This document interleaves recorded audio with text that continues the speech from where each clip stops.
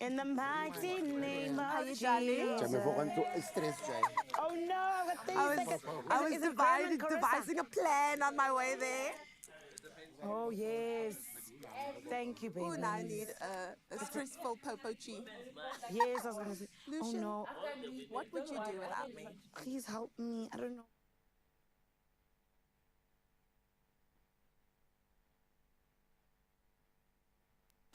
I step into the day with the dawn ringing in my ears. Oh, well, I tune into my TV show. No better way, I gotta get myself into gear. Let's go. Oh, and I feel good today with my wake up in the morning espresso. I feel good today. It's my feel good breakfast show. Well, good morning to you on this glorious Tuesday. We are kicking this Tuesday with good vibes, not only because we're smiling from ear to ear, but Leanne Williams is back in the studio. Aww. Listen, it's a Woman Crush, not Wednesday, but it's a Tuesday takeover, and I'm so glad you're here. Listen, not only do I get to see this gorgeous face on radio every day, but now I get to hang out with you in the morning. Thank you so much, lovely. Thank you. And of course, today we're unpacking the superpower of breastfeeding, a shining light, and also shining a light on the strength and magic of this really incredible journey. I can't wait for you to indulge in all the things to help the mamas to be and the mothers out there. Then it's into the kitchen we go, where we'll show you how to make your own taco shells. It is a Taco Tuesday, but we're using tortillas. Before cooking out prawn tacos with zesty guacamole and masala steak tacos. Wow. I know that all Cape Townians are so happy with that, and they're definitely going to impress the crowd. Adding a little Cape Town flair there. Now, plus the amazing Sonique joins us to chat about her bold new single called Uncaged, and Peden Smith drops by to spill all the latest tea from the local entertainment scene. Oh, I love me some Peter, so stick around. It's a show full of flavor, fire, and fierce women that you do not want to miss. But Lee, let me tell you that you look fantastic today, and I just feel like I could probably step up my outfit a little bit. Well, listen, that's what Tuesdays are all about, hey? Tuesday it is. Okay, come over this way and let's get into the fashion ideas that we have today. There's so many options that we could go for. I know which one I'm leaning towards, but it's not about me. Feel Good Fam, choose between the two options. So we've got option one over here. Now, this is all about the denims. We know Woolworths goes gaga over denims, and they're definitely the one-stop shop for them. We've got these lightweight, straight leg jeans that are so great on the body. They feel super comfy, just a little bit of elasticity in them, so the movement is great. But then we're going to bring the structure together with this blazer. Listen, Lee and I are going to be twinning if we go for this option. The scarf, and then we're belting in the blazer with the gorgeous bag. This one will be on high rotation, if you ask me. That is option one that we've got. Pair that with a pair of sneakers that will get the town talking with the leopard print, and we definitely have a show-stopping outfit. Then we've got option two over here. This is taking a classic French look to new levels. We've got the striped shirt paired with the beautiful red jersey hanging over the shoulders, and then of course the dark wash denims. Now, these are wide-legged and they're cuffed at the bottom, so bringing this all together definitely gives très chic. And then you pair that with a pair of sneakers and a red bag to bring in the jersey, and we've definitely got a stunning outfit for option two. Strong contenders, which way will you go? Remember to use that hashtag Styled by Woolies on this Tuesday for our fashion poll. I'm very curious, Feel Good Fam, which way we're going, which road we'll take together, but that is up to you.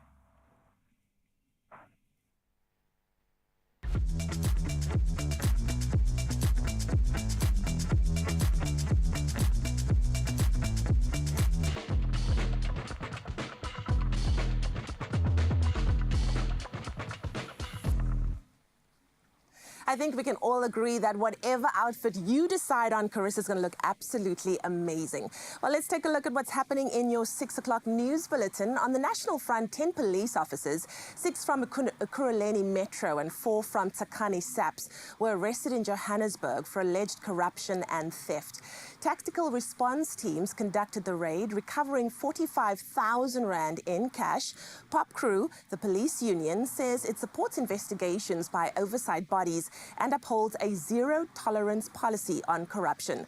While the case remains under investigation, Pop Crew urged all parties to allow due legal process. The arrest aims to reinforce accountability and restore public trust in the integrity of law enforcement. The Gauteng Health Department is launching a measles-rubella mass vaccination campaign starting today up until the 12th of September. Over 370 cases have been confirmed this year, prompting efforts to immunize more than 4 million children aged between 6 months and 15 years old. The campaign will kick off at Steve Biko Primary School in Orange Farm. Parents are urged to return school-distributed consent forms. Department spokesperson Motalatale Modiba emphasizes the safety and effectiveness of vaccines to prevent complications, urging community support to stop the outbreak. Now moving further afield, Italian judges have dismissed charges against Prime Minister Giorgia Meloni over the release of Osama al-Masri Njim, a Libyan police officer wanted by the ICC. Njim was flown home on a state aircraft after his January arrest. Meloni, who was investigated for aiding a crime and misuse of funds, says it's illogical to exclude her while other ministers remain under investigation. She defended the decision as a team effort and says her government will continue to cooperate with prosecutors. The Netherlands will contribute 500 million euros to buy US military gear for Ukraine, becoming the first NATO member to fund Washington's new supply mechanism. Defense Minister Ruben Brekelmans confirmed the purchase includes Patriot missile parts. NATO head Mark Rutte praised the move and urged others to join the prioritized Ukraine requirements list initiative. He said the aid is crucial for Ukraine's defense. The US ambassador to NATO said more allies are expected to contribute in the coming weeks. And then in more feel-good news, in a heartening twist for South Africa's embattled rhinos, the Rhizotope project is now officially up and running, bringing cutting-edge science to the poaching battlefield.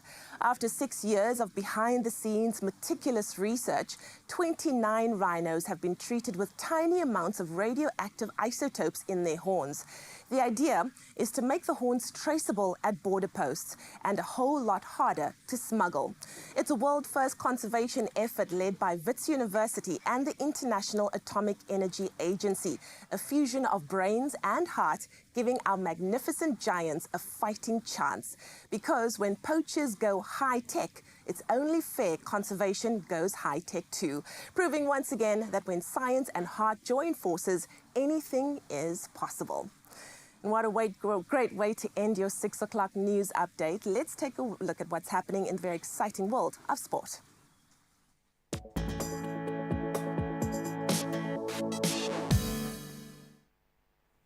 Thank you, Leanne, for getting our Monday or Tuesday rather morning started. Let's check out what's happening in the world of cricket. Now, Mohammad Siraj produced a fiery spell on the final morning to claim 5 for 104 and fire India to a dramatic 6-run victory over England at the Oval, levelling the 5-test series 2 for 2.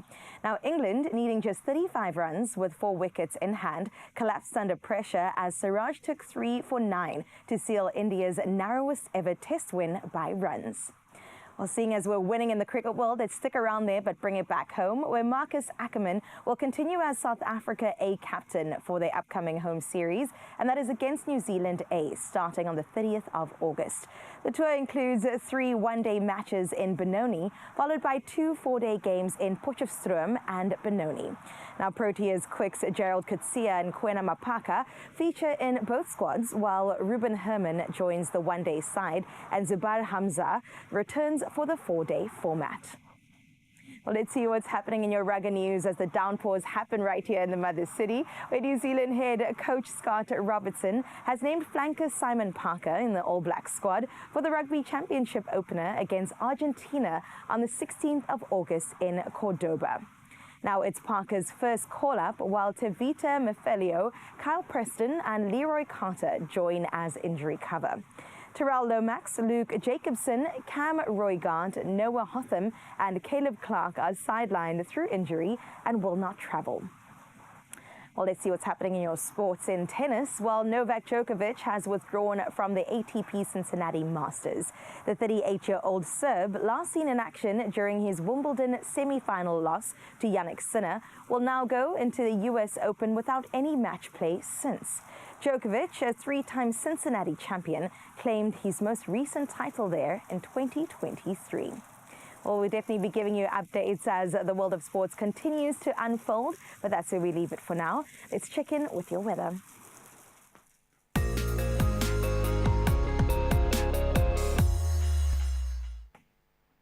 Well, the very cold, wet and windy weather is sweeping across parts of South Africa, and we definitely feel it in studio this morning.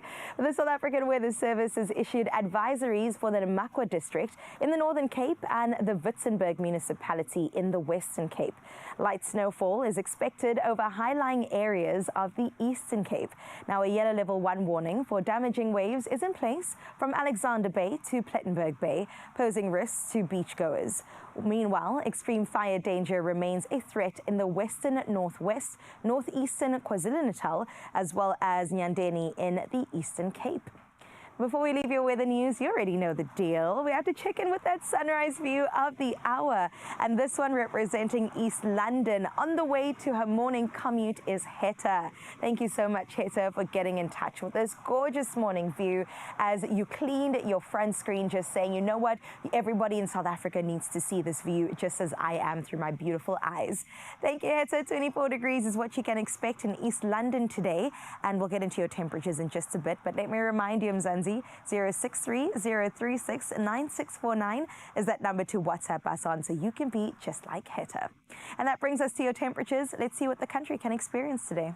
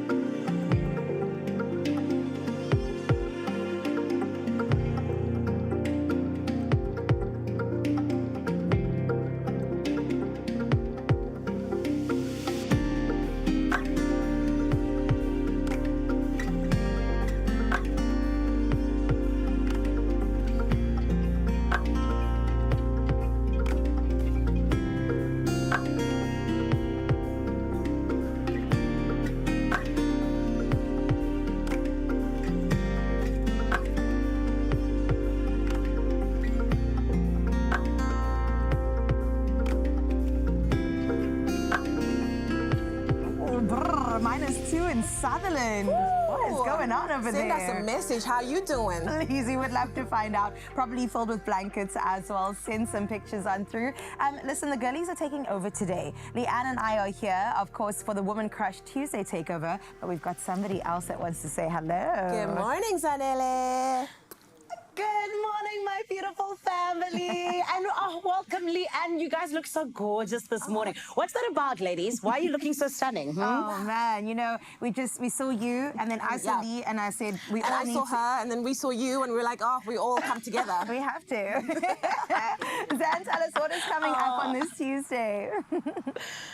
Of course, I got you, my girls. And Mzansi, I hope you are ready for everything that is about to come your way, because listen properly, we're coming to you live from the Samsung DQX at Design Quarter in Johannesburg. And of course, we say Molweni, Avsheni, Sanbonani, no matter where you are in this country, we're here to start off your morning on a good note. And this is why you need to get ready for us to have this important conversation about the superpower that is breastfeeding, my friend. We love our mothers and just how they do it all, but breastfeeding definitely has to be one of the most incredible things that they are able to do. But then we're all about the ladies, as you can see this morning, and this is why we're going to be chatting about Girls on Bikes, one of the most incredible initiatives that is happening all around right now. We're going to tell you all about it in a bit, but first you can go get some coffee, you can head on over to the bathroom, do what you need to do just for 2 minutes, and we'll be back after this.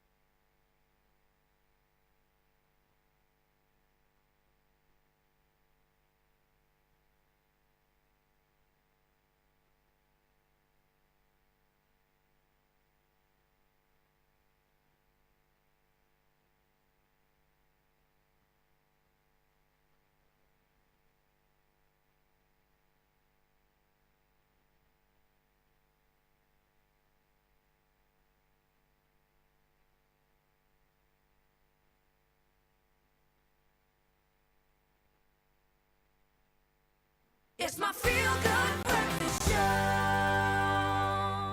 Welcome back, Mzansi. I missed you. It was only 2 minutes. This is why you must make sure you never go away and that you're always here, okay? Now, this morning, we absolutely love the fact that you're in the building, but then we always want to take it to the social media streets, all right? We want to hear from you on #Expresso Show, where we are celebrating World Breastfeeding Week. And we know that breastfeeding can be emotional. It can be challenging. It can be so beautiful and everything else in between. And this is why we want you to come through, moms that have been doing this for a while, just to help out our new moms today and give them any piece of advice that you believe would help them out when it comes to breastfeeding, rather. And honestly and truly, I believe that today is just a day of sharing. It's a day of helping each other out, especially as moms, particularly in the month of women. So come on through, #Expresso Show, but you can also send us a voice note on 063 036 9649, and hopefully we can help out those new moms that might need a little bit of advice. For now, though, I need you to go and do that, and then also stay tuned, because we need to get into what we absolutely love,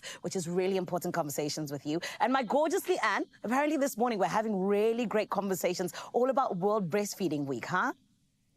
We certainly are, Zanele, and while all of you go to the polls to answer those questions, we are focusing on World Breastfeeding Week, which is here, and reminding us of the life-changing benefits that breastfeeding brings to both mommy and baby. Now, breastfeeding is often called a superpower because it protects babies against infections, supports healthy growth, and even reduces the risk of chronic diseases later in life.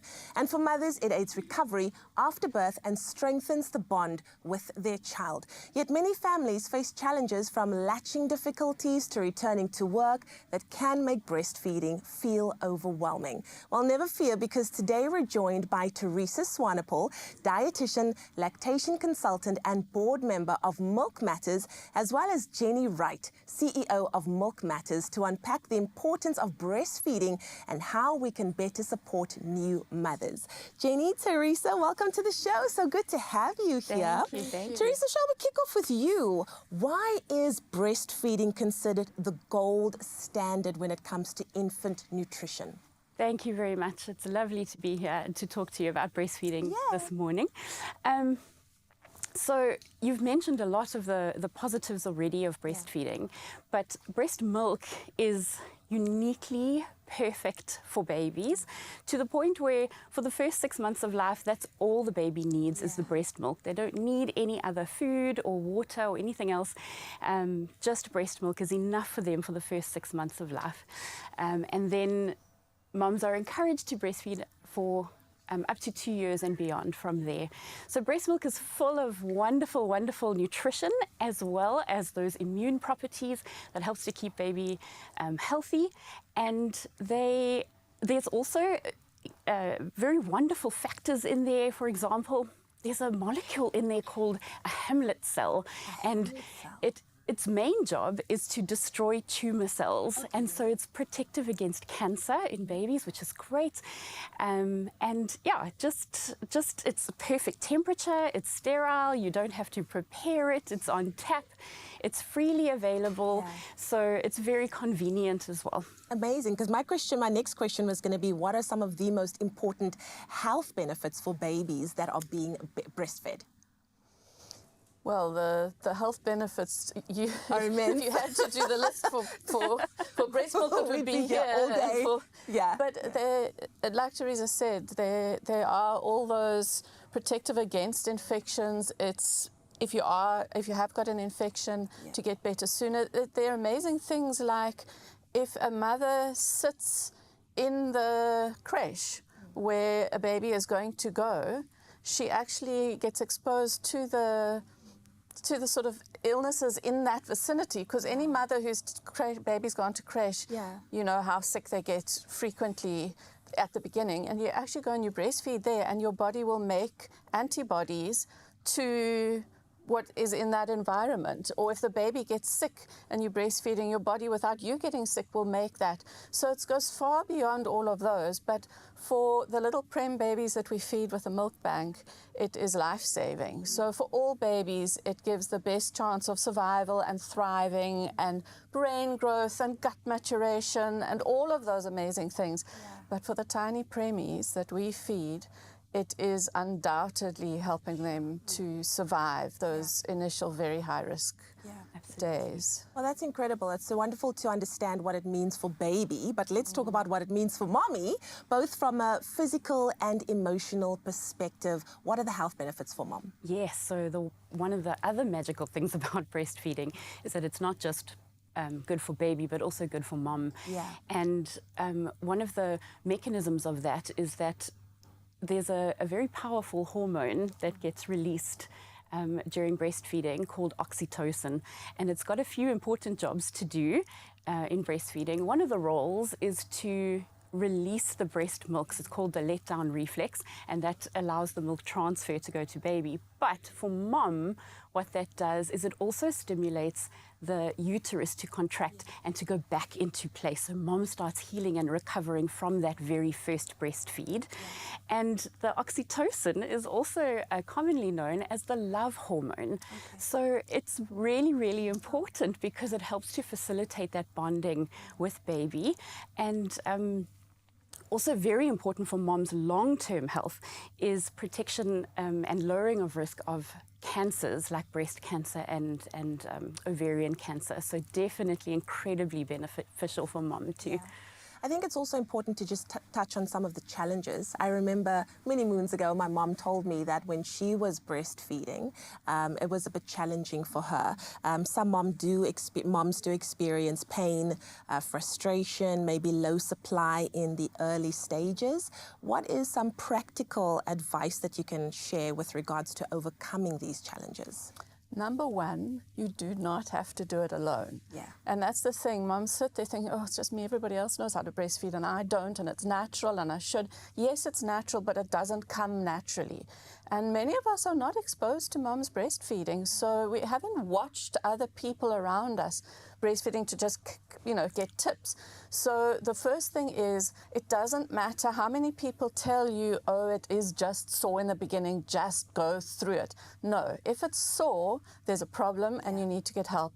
Sore nipples, cracked nipples is a breastfeeding emergency. Please contact a lactation consultant. The Alessia League have amazing leaders who will help. So there is help available to everybody. There's free help available as well through places like the Alessia League. So nobody has to do it alone.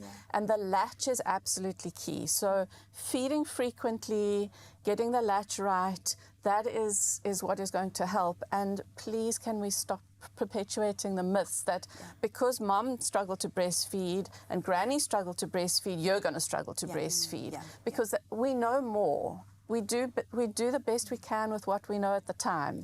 And we know so much more about how breastfeeding works, how we can help moms, so we can give better support now. And unfortunately, people are not accessing the support that they need in order to breastfeed. So we need to be empowering moms before the birth so that they know that they can reach out if they're struggling. Because it doesn't matter how much people tell you, oh, the latch looks great. If it's sore or if baby's not getting enough milk and is not happy, there's a problem and there's somebody who can help you. And just a small tweak can make a massive difference. Well, talking about help and support, Teresa, what role can families as well as partners play when it comes to moms that are breastfeeding? Oh, I love being able to speak to families and partners because they can feel so helpless, especially in those early days when they don't know what to expect and everything's about the baby and So with a family, that support is absolutely vital. So there is a new baby in the home, but there's also a new mom, and she's a new creation. She's busy discovering who she is and her new role. And life also continues around this new arrival. So things like laundry and dishes and meals, just taking care of those routine things are really, really important so that mom doesn't have to think about those things and she can focus on her baby and her journey as well. Partners as well. I just love having those initial conversations because partners like to have an action plan. They like to have a to-do list and a mission to go on. So just kind of working with the family to see what the strengths are. Things like maybe make the partner be in charge of the social media posts, and maybe make them help with visitors throughout the day, and making sure that mom's got enough snacks and enough water to drink when she's breastfeeding, getting the rest that she needs. Very important. It really is a team effort at the end of the day. Well, thank you so much, Jenny and Teresa. You're not moving anywhere. You're not going anywhere for now, because when we return, we're going to be chatting to our experts about overcoming the challenges of breastfeeding, as well as creating a supportive network as we observe Breastfeeding Week.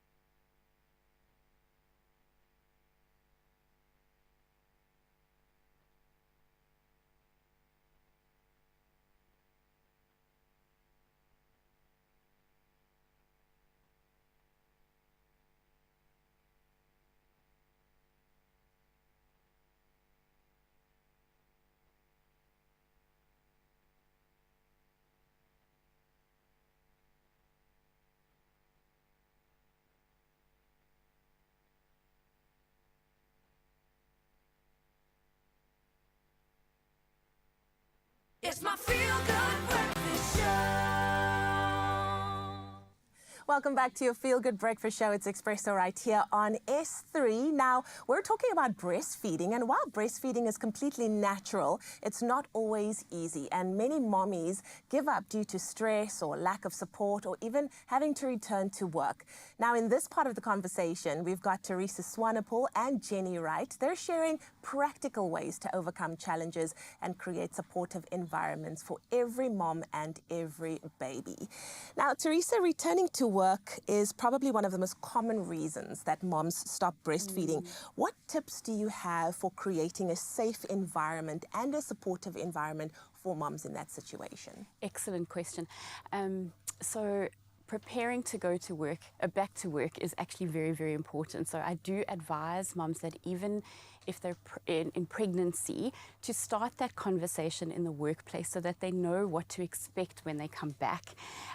The Basic Conditions of Employment Act makes provisions for 2 pumping breaks a day, and so not all workspaces are exactly the same.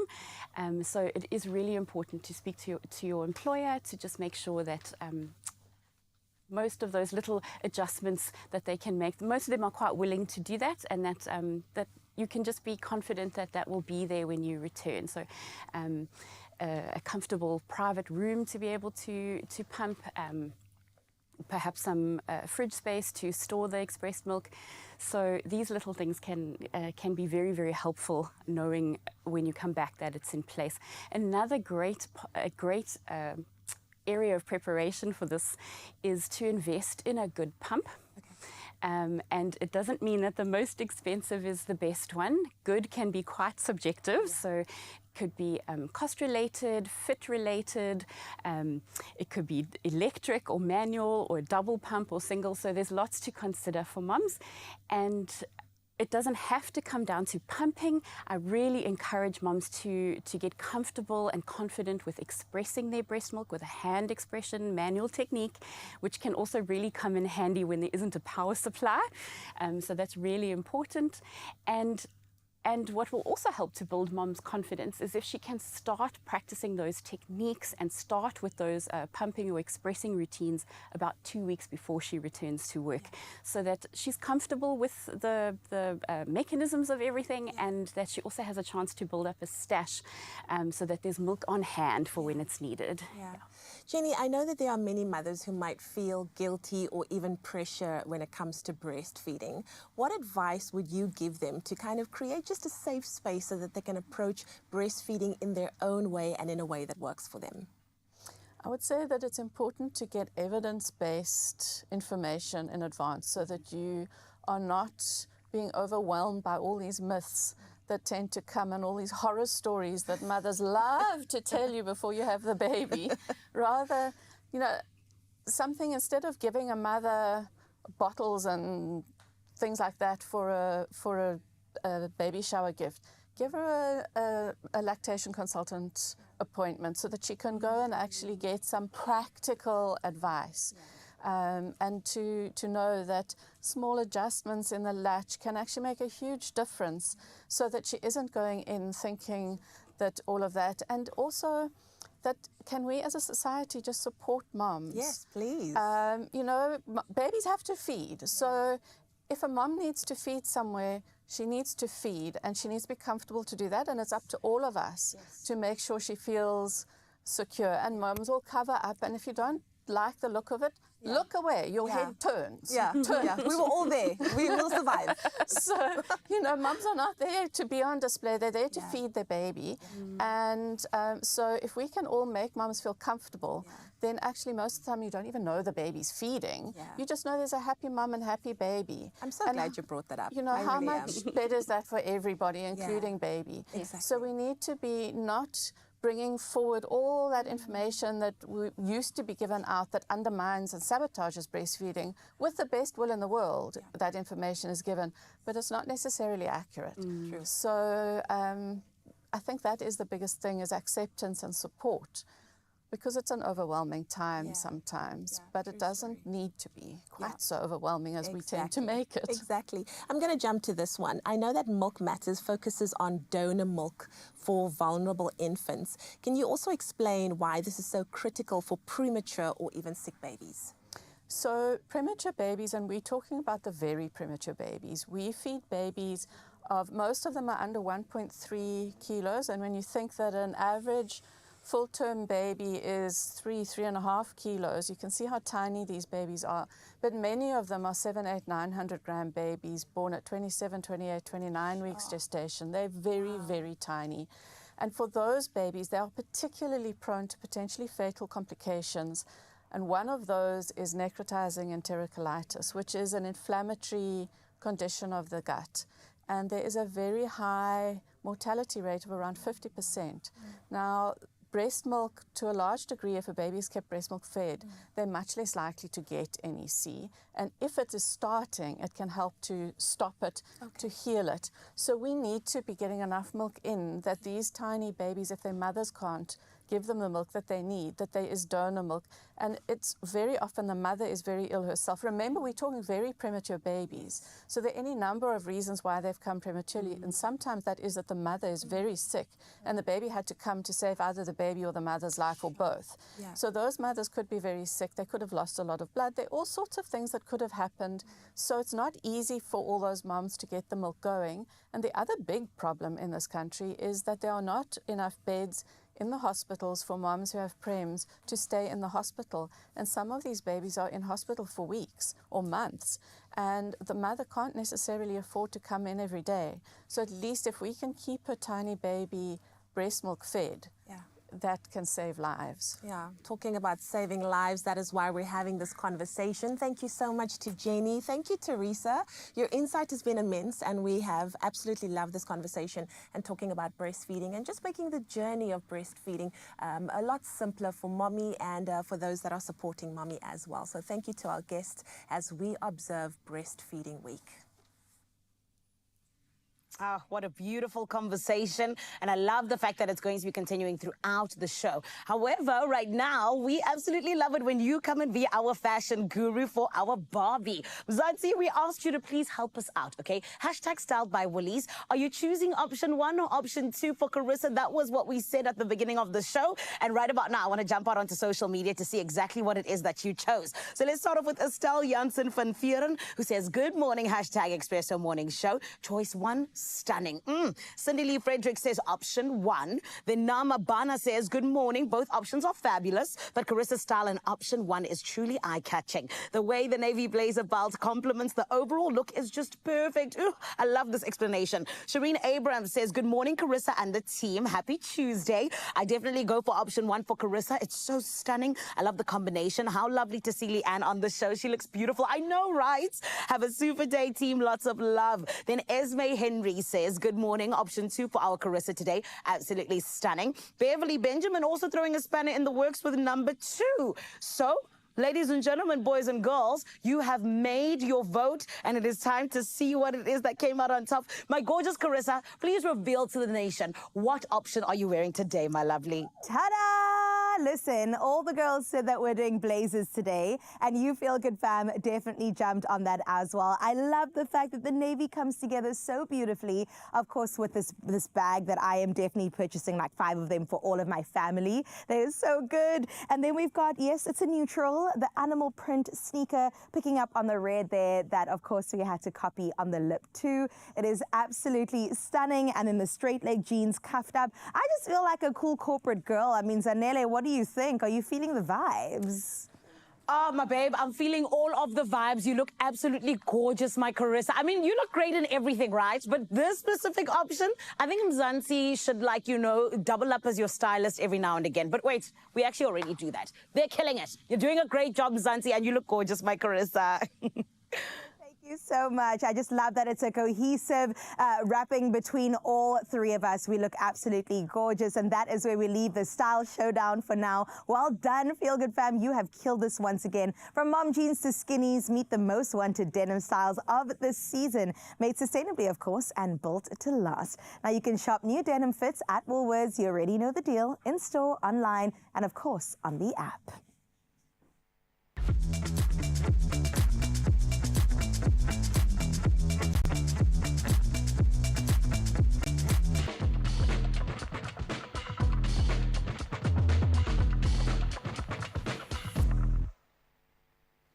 Look at us in our navy, Lee. I didn't want to say anything, but I was so hoping everyone was going to choose the blazer for you because why? Twinning! Twinning, baby. And I here for love it. to twin on You a look Tuesday. gorgeous. Thank you. You look Wow. good. Apparently, navy is the color of money, and that is what we are welcoming in 2020 Thrive. Yes, baby. Yes, it has not Make it arrived rain. yet, so it needs to start coming, okay? Come We're here on for it. in. Well, listen, speaking about women, we definitely want to empower women across the whole of South Africa, especially when it comes to girls on bikes. And that's the conversation that we're going to get into in just a little bit. But I'm also feeling quite hungry. You know what? I think we need to head to the kitchen at some point to fill the gaping holes in our huge. stomachs. What's that about? We'll sort that out after the break. Only you can make my day.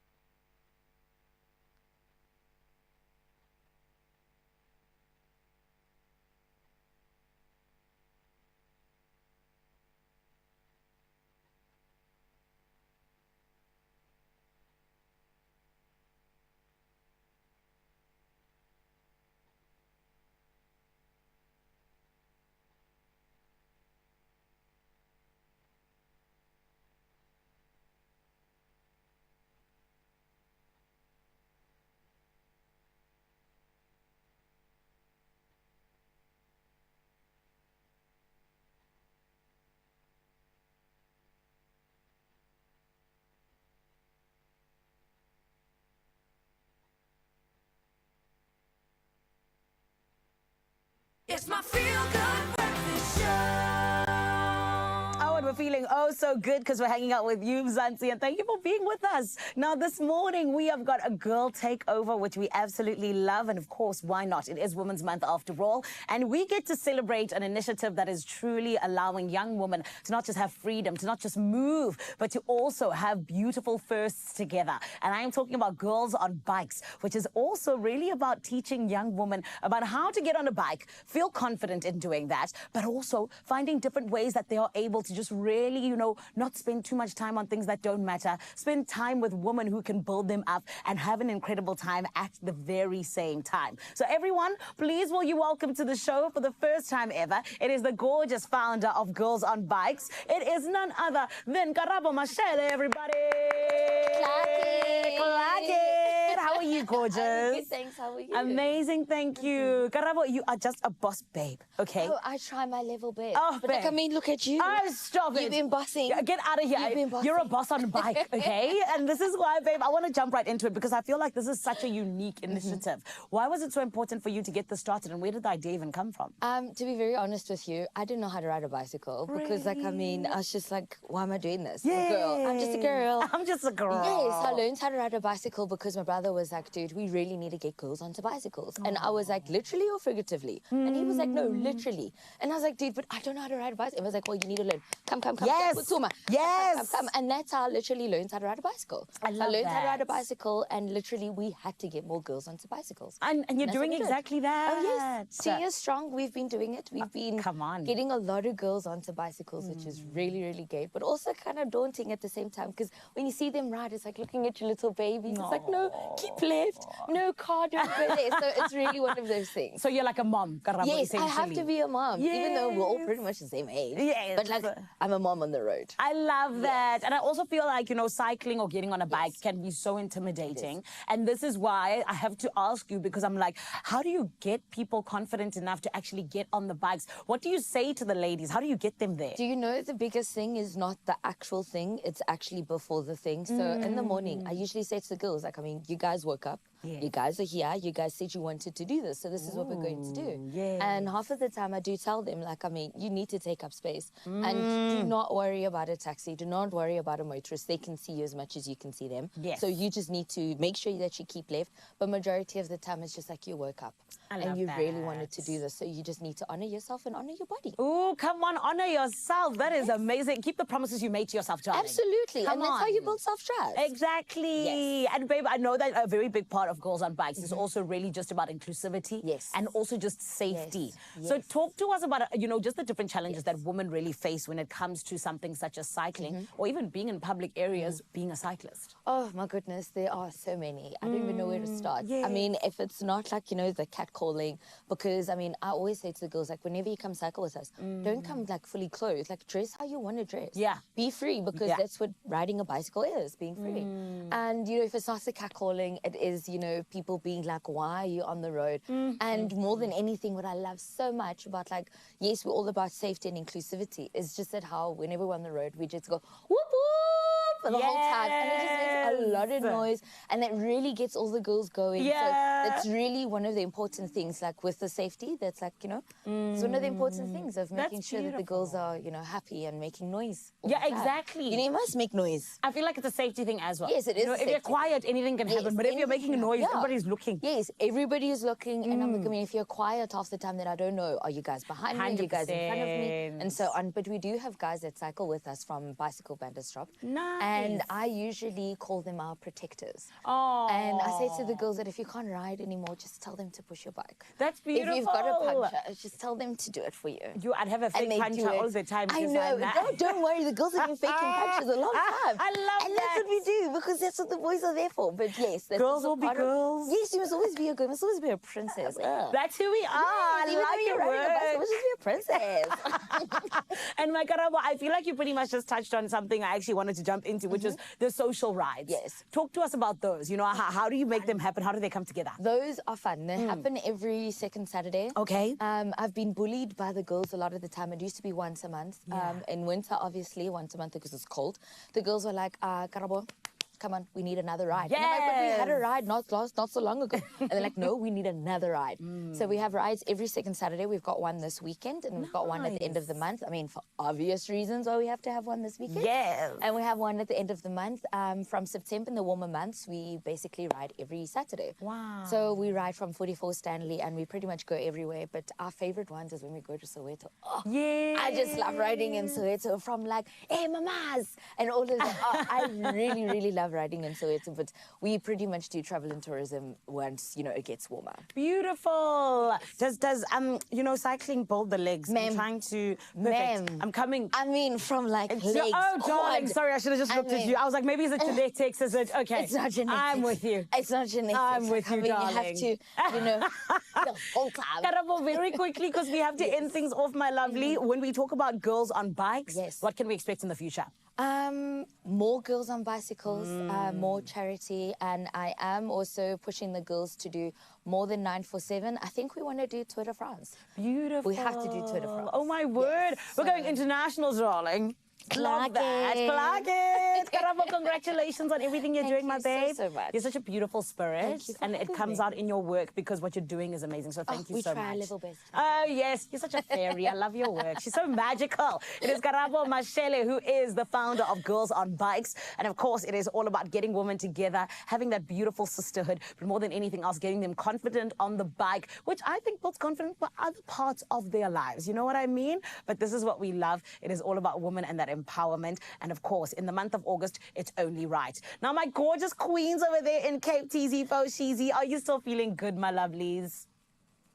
Oh, we're feeling so good, Zanele, and you look gorgeous today. Can I just put it out there? The hair girl is giving Marilyn Monroe. We are here for it. Right now, though, with my coffee in hand, I'm getting ready to get into the kitchen for the first time because we want to forget about store-bought tacos. We want to make our own tacos from scratch like Norris Smith taught us. It's quick, it's budget-friendly, and way more delicious. So all you need are soft tortillas, and in just a few minutes, you'll have crispy golden shells ready to load with all of your favorite fillings. It is Taco Tuesday, Leanne. It's Taco Tuesday. You know what I love about you? Tell me. Is most people bring a Tupperware to take their food home with, but you're just going to pop it into your bag. And it's big girl enough. Came prepared. It's big enough, let me Girl tell you. came prepared. I think when Woolies was in the product phase, they thought about everybody, Yeah, all the they colored really aunties did. that want. Yes, I'm that auntie. Thank you. Thank you so Okay. much, Woolies. Let's get All right, into it. so we're making our own tacos at home, and it's so super are. easy to make. We're going to do it two different ways, all right? So you're going to do yours fried, and I'm going to do mine oven baked. Yes. And have you ever made your own tacos I at have home? never. We buy store-bought, right? We buy it in the box already made for us. And I but- also like soft tacos over hard tacos. So Oh, this is going to do be a you? different experience. I like a hard taco you like over the a soft texture? taco. Yeah. crunch? I love a crunch. Oh. All right, well, we'll get into Okay. it. So shall I've I got start a- off with mine? You do yours. All right, so I here need we've got tool. a flour taco here. Very, very easy. And what is going on? I just had to whip out my tool from my Oh, bag. look at that. I told you that bag is so universal. I love it for us. All right, then you want to get a neutral oil. So that could be like a canola oil or a vegetable oil. And then you're just going to oil both sides of your Taco Tuesday. All right, so once you've oiled both sides, you find yourself a nice little oven rack, right? And my then you just like take two of the rails and you just let it rest. It's all about resting. This right? is a hack that I have never. So easy. Wow, Lee. Okay, let me put. So this we're going to down. do one more over there, and then I'm going to take it to my oven, which has been preheated to 180 degrees, and it's gonna live its best life there for about 7 to 10 minutes. Wow. And then we're going to take it out and The check it out. taco's ready. Ready, yeah. Oh my gosh. So I'm okay. gonna take mine, and then you do you. Right, so I've also got a little taco that I'll just fold on over while Lee puts hers in the oven. And I'm gonna prepare my mind to put this in some hot oil. So Lee, you said 7 to 8 minutes on your 7 side. to 8 minutes on my side. I'm yes. gonna do about 30 to 40 seconds on my side. Yeah. So it'll fry away quite quickly. And of course, if time is of the essence, then the Yes. oven one is not going to work for you. Right. But you're also creating a papadum over there, which is really wonderful. I think you need to hold it in that position. You know what? Nobody said no to a papadum. There we go. Let me keep there this we here. go. Some tortillas just want to do their own thing in life, eh? It's really tempted. Okay, there we go. There we okay, go. let me flip and, it and over. let's say you can't Wow. necessarily find and it's getting precarious us on that side. It really is. No one warned right. me about that. Okay, what are we doing with the big rotis? Okay, so let's say that you can't find flour tacos anywhere, or you don't really want to use them. You can use these large tacos. these large ones, and then you just get a cookie cutter, right? And then you Ah. just cut your own one out. There we go. And then boom, Bob is your uncle. That makes sense. Lovely. And you could probably get 2 out of each, right? You can get a lot. You can get 2, yeah. Okay, I think I just need to squeeze it maybe. Wonderful. Ta-da! Yes. So nice. How often do you make tacos at home? Never. I usually buy them, but I think it's evident. send help. SOS. Send help for Carissa's tacos over there. Do you know so this what? is just This what one's you done. do, like in a nutshell. If you want to make them at home, and you know some people would prefer to do that as opposed to buying them, you You're do right. get corn tacos and then you get flour tacos as well. But like you said, you like a softer taco. I do prefer and softer. I like a more crispy taco. Okay. So, do you prefer this taco? Not that Not one. this one in Not that particular. This one. Lee, That's give why it I'm a so chance. happy for TV time. I'm so Yeah. happy that we've prepared some a bit earlier on, because really this is what you're going for. And that's from the oven. Yes, and Yeah. you don't want too much color on it, but this is a good first try. What you trying to say about my... No. Usually the first ones don't. They don't. Come out great, They the practice you run. know? It's like pancakes. There you we know go, what I'm there we saying? go. A little bit later on, we'll be filling these with some good things. We've got prawns, and then we've got to bring it back to the mother city. We've also got a masala steak that we've got to get into. I'm very excited about that. I do like a fish taco, but I think that the masala one is going to be the winner today. Yeah. Listen, I'm about all the fillings. So whatever filling we can put into a taco, maybe not these ones, we will definitely fill our tacos later on. Lee, give it a chance, though. You give it a chance. I will give it a chance. Listen, there's a QR code on your screen on the bottom right. We want you to scan it, whip out your phone, whip out your camera, and it will take you to the recipe tab with the more aesthetically looking tacos. This is my first chance, my first try, so please be patient with me, and we'll fill these tacos in just a little bit. You did great. Thank you, Lee. So proud of you. I appreciate you. Only you can make my day.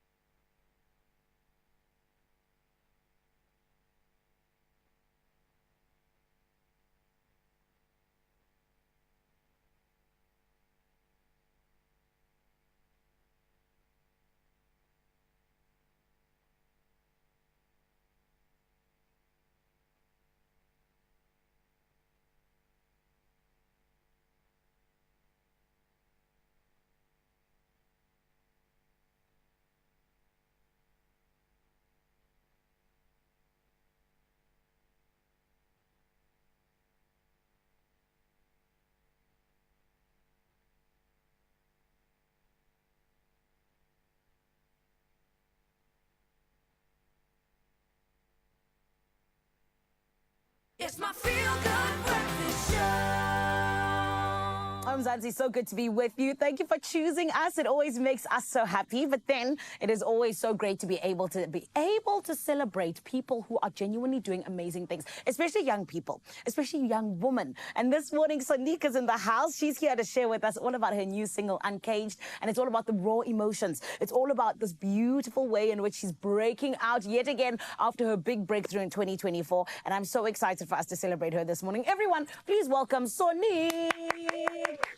Sonique, how are you, gorgeous? I'm good, thanks. Thanks for having me here today. Of course. Thank you for coming through. It's so exciting. Oh, listen, I'm so excited for you to perform for us. Thank you. But I know that you got two performances for us, forgive me. But first, let's do this, because I feel like, you know, you are brand new to the industry. Yes. You only broke through in 2024. Yes. You know, how has it been so far for you, my love? Quite exciting. I mean, a lot of new things, a lot of exciting things. I mean, it's Yes. something I've always wanted to do, so Yeah. I'm just happy. And what was the name of the song that launched you onto the scene? It was Marinade. Mm. It was a very good song. I actually performed it here. I remember Expresso. this, 100%. Yes. And of course, you were actually doing it in partnership with RADA, right? Yes. Yeah. So RADA is really cool. They're a humanitarian organization and they help a lot of vulnerable communities in South Africa, Yes. which is really cool. So their RADA Unearth project that launched my Marinade song, Yeah. all of the royalties made from the song goes towards helping more communities. So I think I just feel good helping people, you know. You're so amazing. Other Thank people want you. their royalties. You're like, no, take everything. Yeah. That's well, beautiful. But my Sonique, I feel like, you know, that's why you're doing so well, okay? You're somebody who's just so giving. The blessings are coming back. And now fast forward to 2025, you've got Uncaged, this emotionally charged song that you're Yes. releasing. Talk to us about it. Uncaged is a really vulnerable song.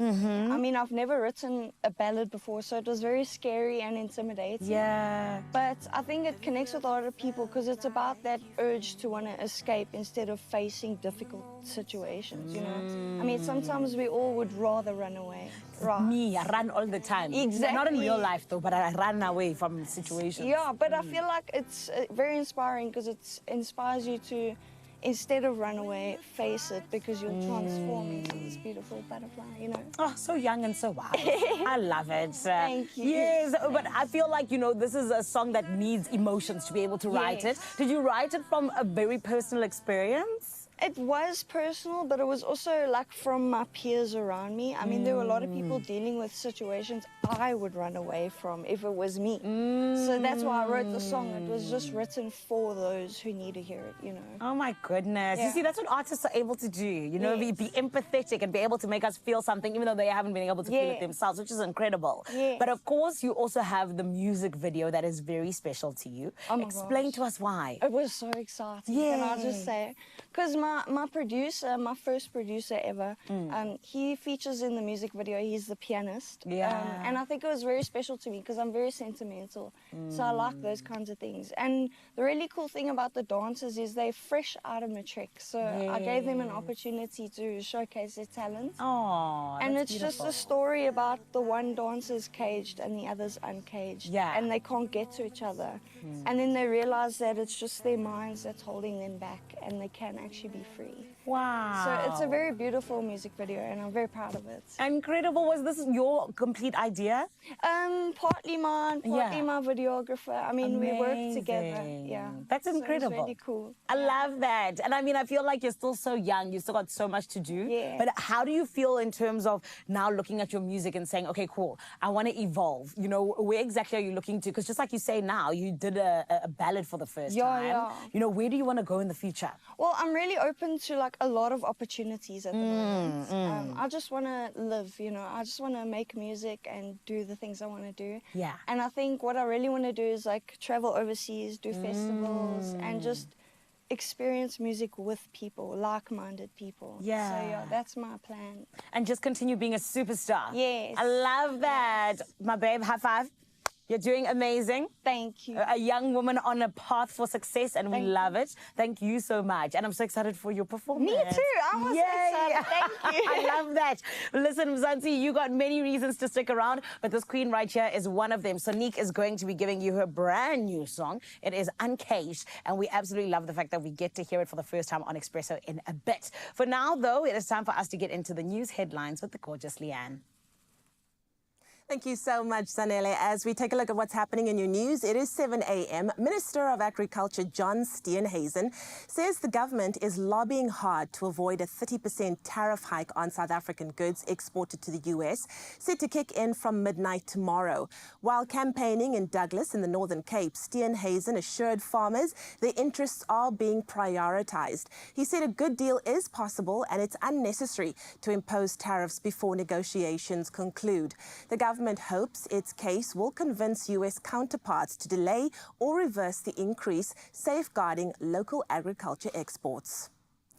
10 police officers, 6 from Ekurhuleni Metro and 4 from Tsakane SAPS, were arrested in Johannesburg for alleged corruption and theft. Tactical response teams conducted the raid, recovering 45,000 rand in cash. PopCrew, the police union, says it supports investigations by oversight bodies and upholds a zero-tolerance policy on corruption. While the case remains under investigation, Pop Crew urged all parties to allow due legal process.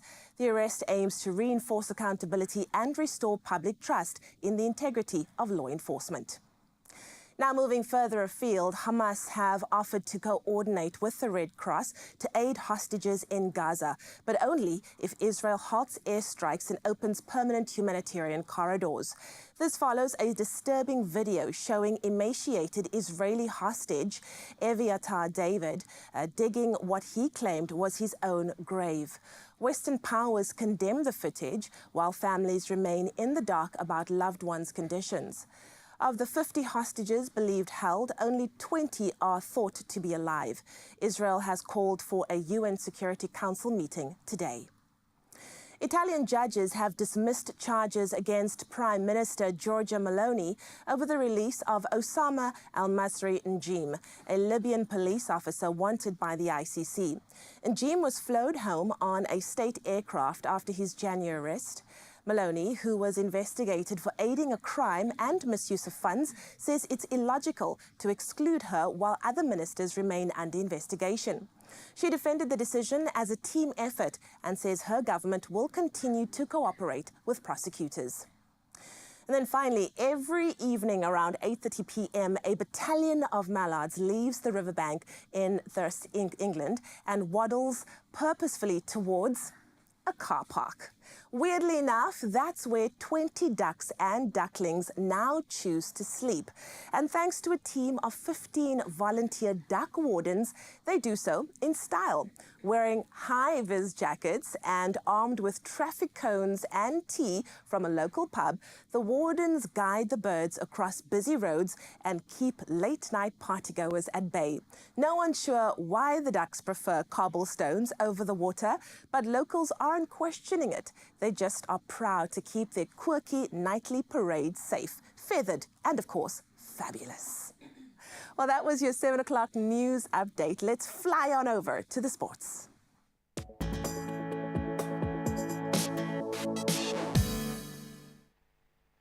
Thank you so much, Leanne. Yes, let's get into the world of sports, baby. We start out in cricket, where Mohammad Siraj produced a fiery spell on the final morning to claim 5 for 104 and fire India to a dramatic 6-run victory, and that's over England at the Oval, levelling the 5-test series 2-2.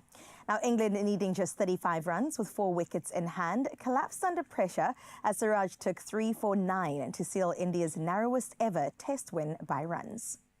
Well, seeing as we're on a good trajectory, let's stick with the cricketing world, but bring it back to South Africa, where Marcus Ackerman will continue as South Africa A captain for the upcoming home series against New Zealand A, starting on the 30th of August.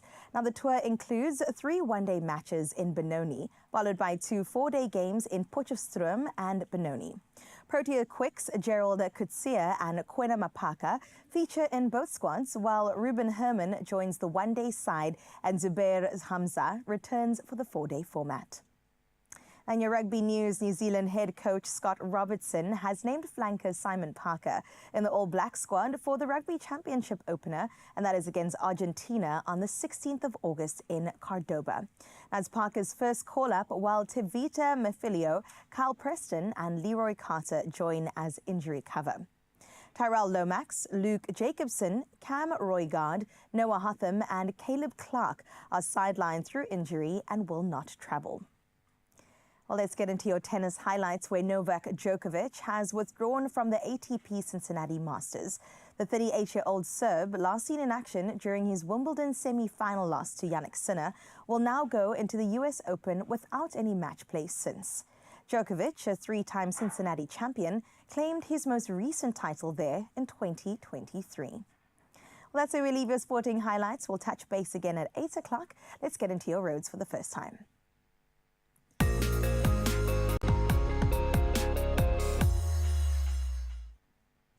Well, taking a look at your traffic in Cape Town, there is flooding around many parts of Cape Town due to the heavy rains. Now, please drive with caution and practice patience as you head on out there. Sticking in Cape Town, but heading through to Goodwood, there is a ramp congestion on the N7 South ramp to the N1 inbound Wingfield interchange. So do expect delays and have your headlights on as you leave your place of living. Out in Gauteng and Boksburg, there's been a crash on the N1 northbound after the N17. The right lane is currently closed, so please drive carefully and do approach that area with caution. Well, that is where we leave your roads. Let's have a look at what is happening in your weather.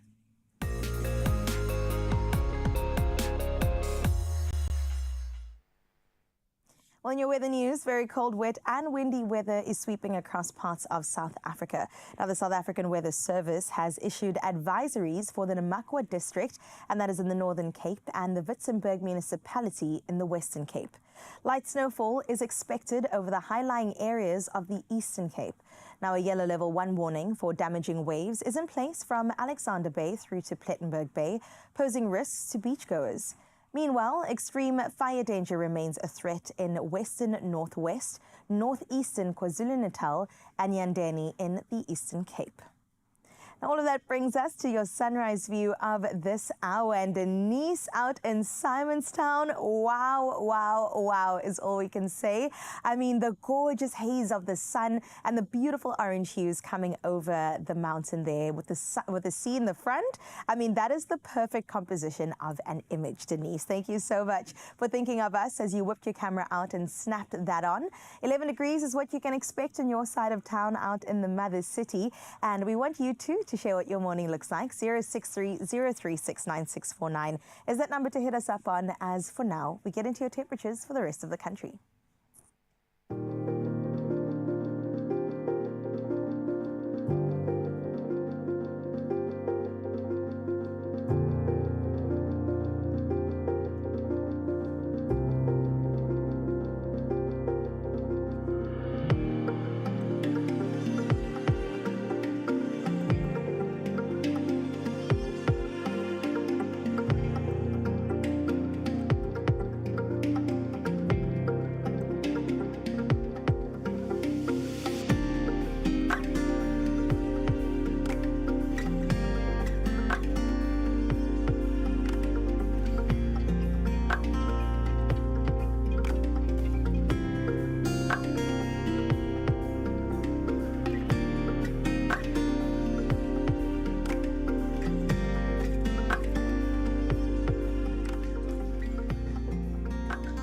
So don't miss out on the Powerball jackpot, estimated at a mind-blowing 124 million rand today. Don't play, or rather don't delay, play now. You can buy your tickets now in store on nationallottery.co.za using the mobile app or even cell phone banking, or simply dial *120*7529# for USSD.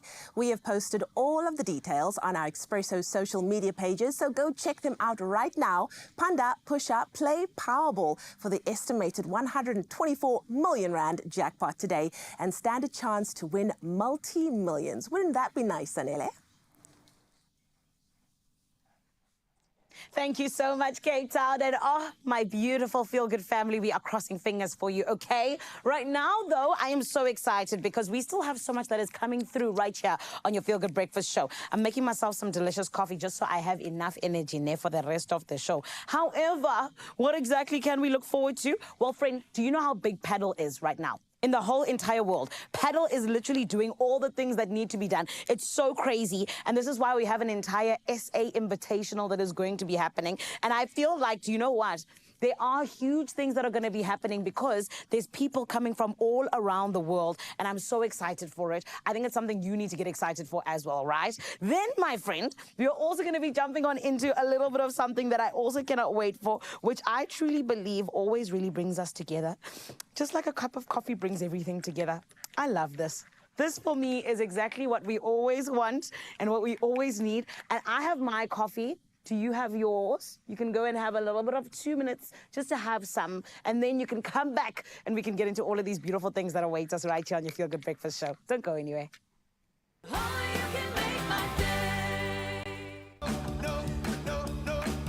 Who says no to a cappuccino? Jacobs, wunderbar.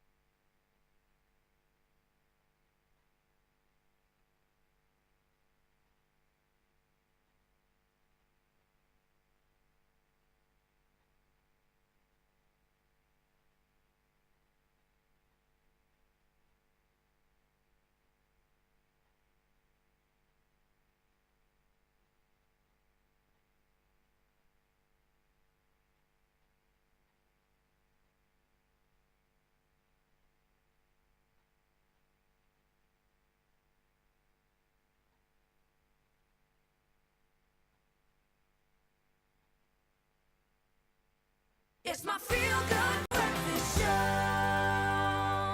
Welcome back, Mzansi. You're still right here on S3, where we're getting you to feel good for your day. And listen, something that has been allowing not just South Africans, but people all around the world to feel good is paddle. My friend, it is the trend that we never knew was going to last so long and is continuing to take over the world, which we absolutely love, which is why now we are getting ready for something that I truly believe is going to take us by storm from the 15th to the 17th of August, my friend. It is none other than the 360 Paddle Gale Invitational in South Africa. And I'm so excited. Why? Well, the top ranked players in paddle in the world are going to be right here in in the Republic, and we get to actually celebrate them. The likes of Augustine Tapia, as well as Arturo Coelho, and I do believe that we are going to be absolutely blown away by the paddle that we're going to be seeing, and you can be a part of it, my friend. I'm going to give you all of the details in a little bit, but first I want us to welcome someone who has been at the forefront of allowing paddle to grow in the direction that it has, and I feel like he's truly going to really be a big part of what is going to be happening when we talk about the Invitational. Everybody, let's give him a feel-good welcome. It is none other than Naeem Ibrahim. Thanks,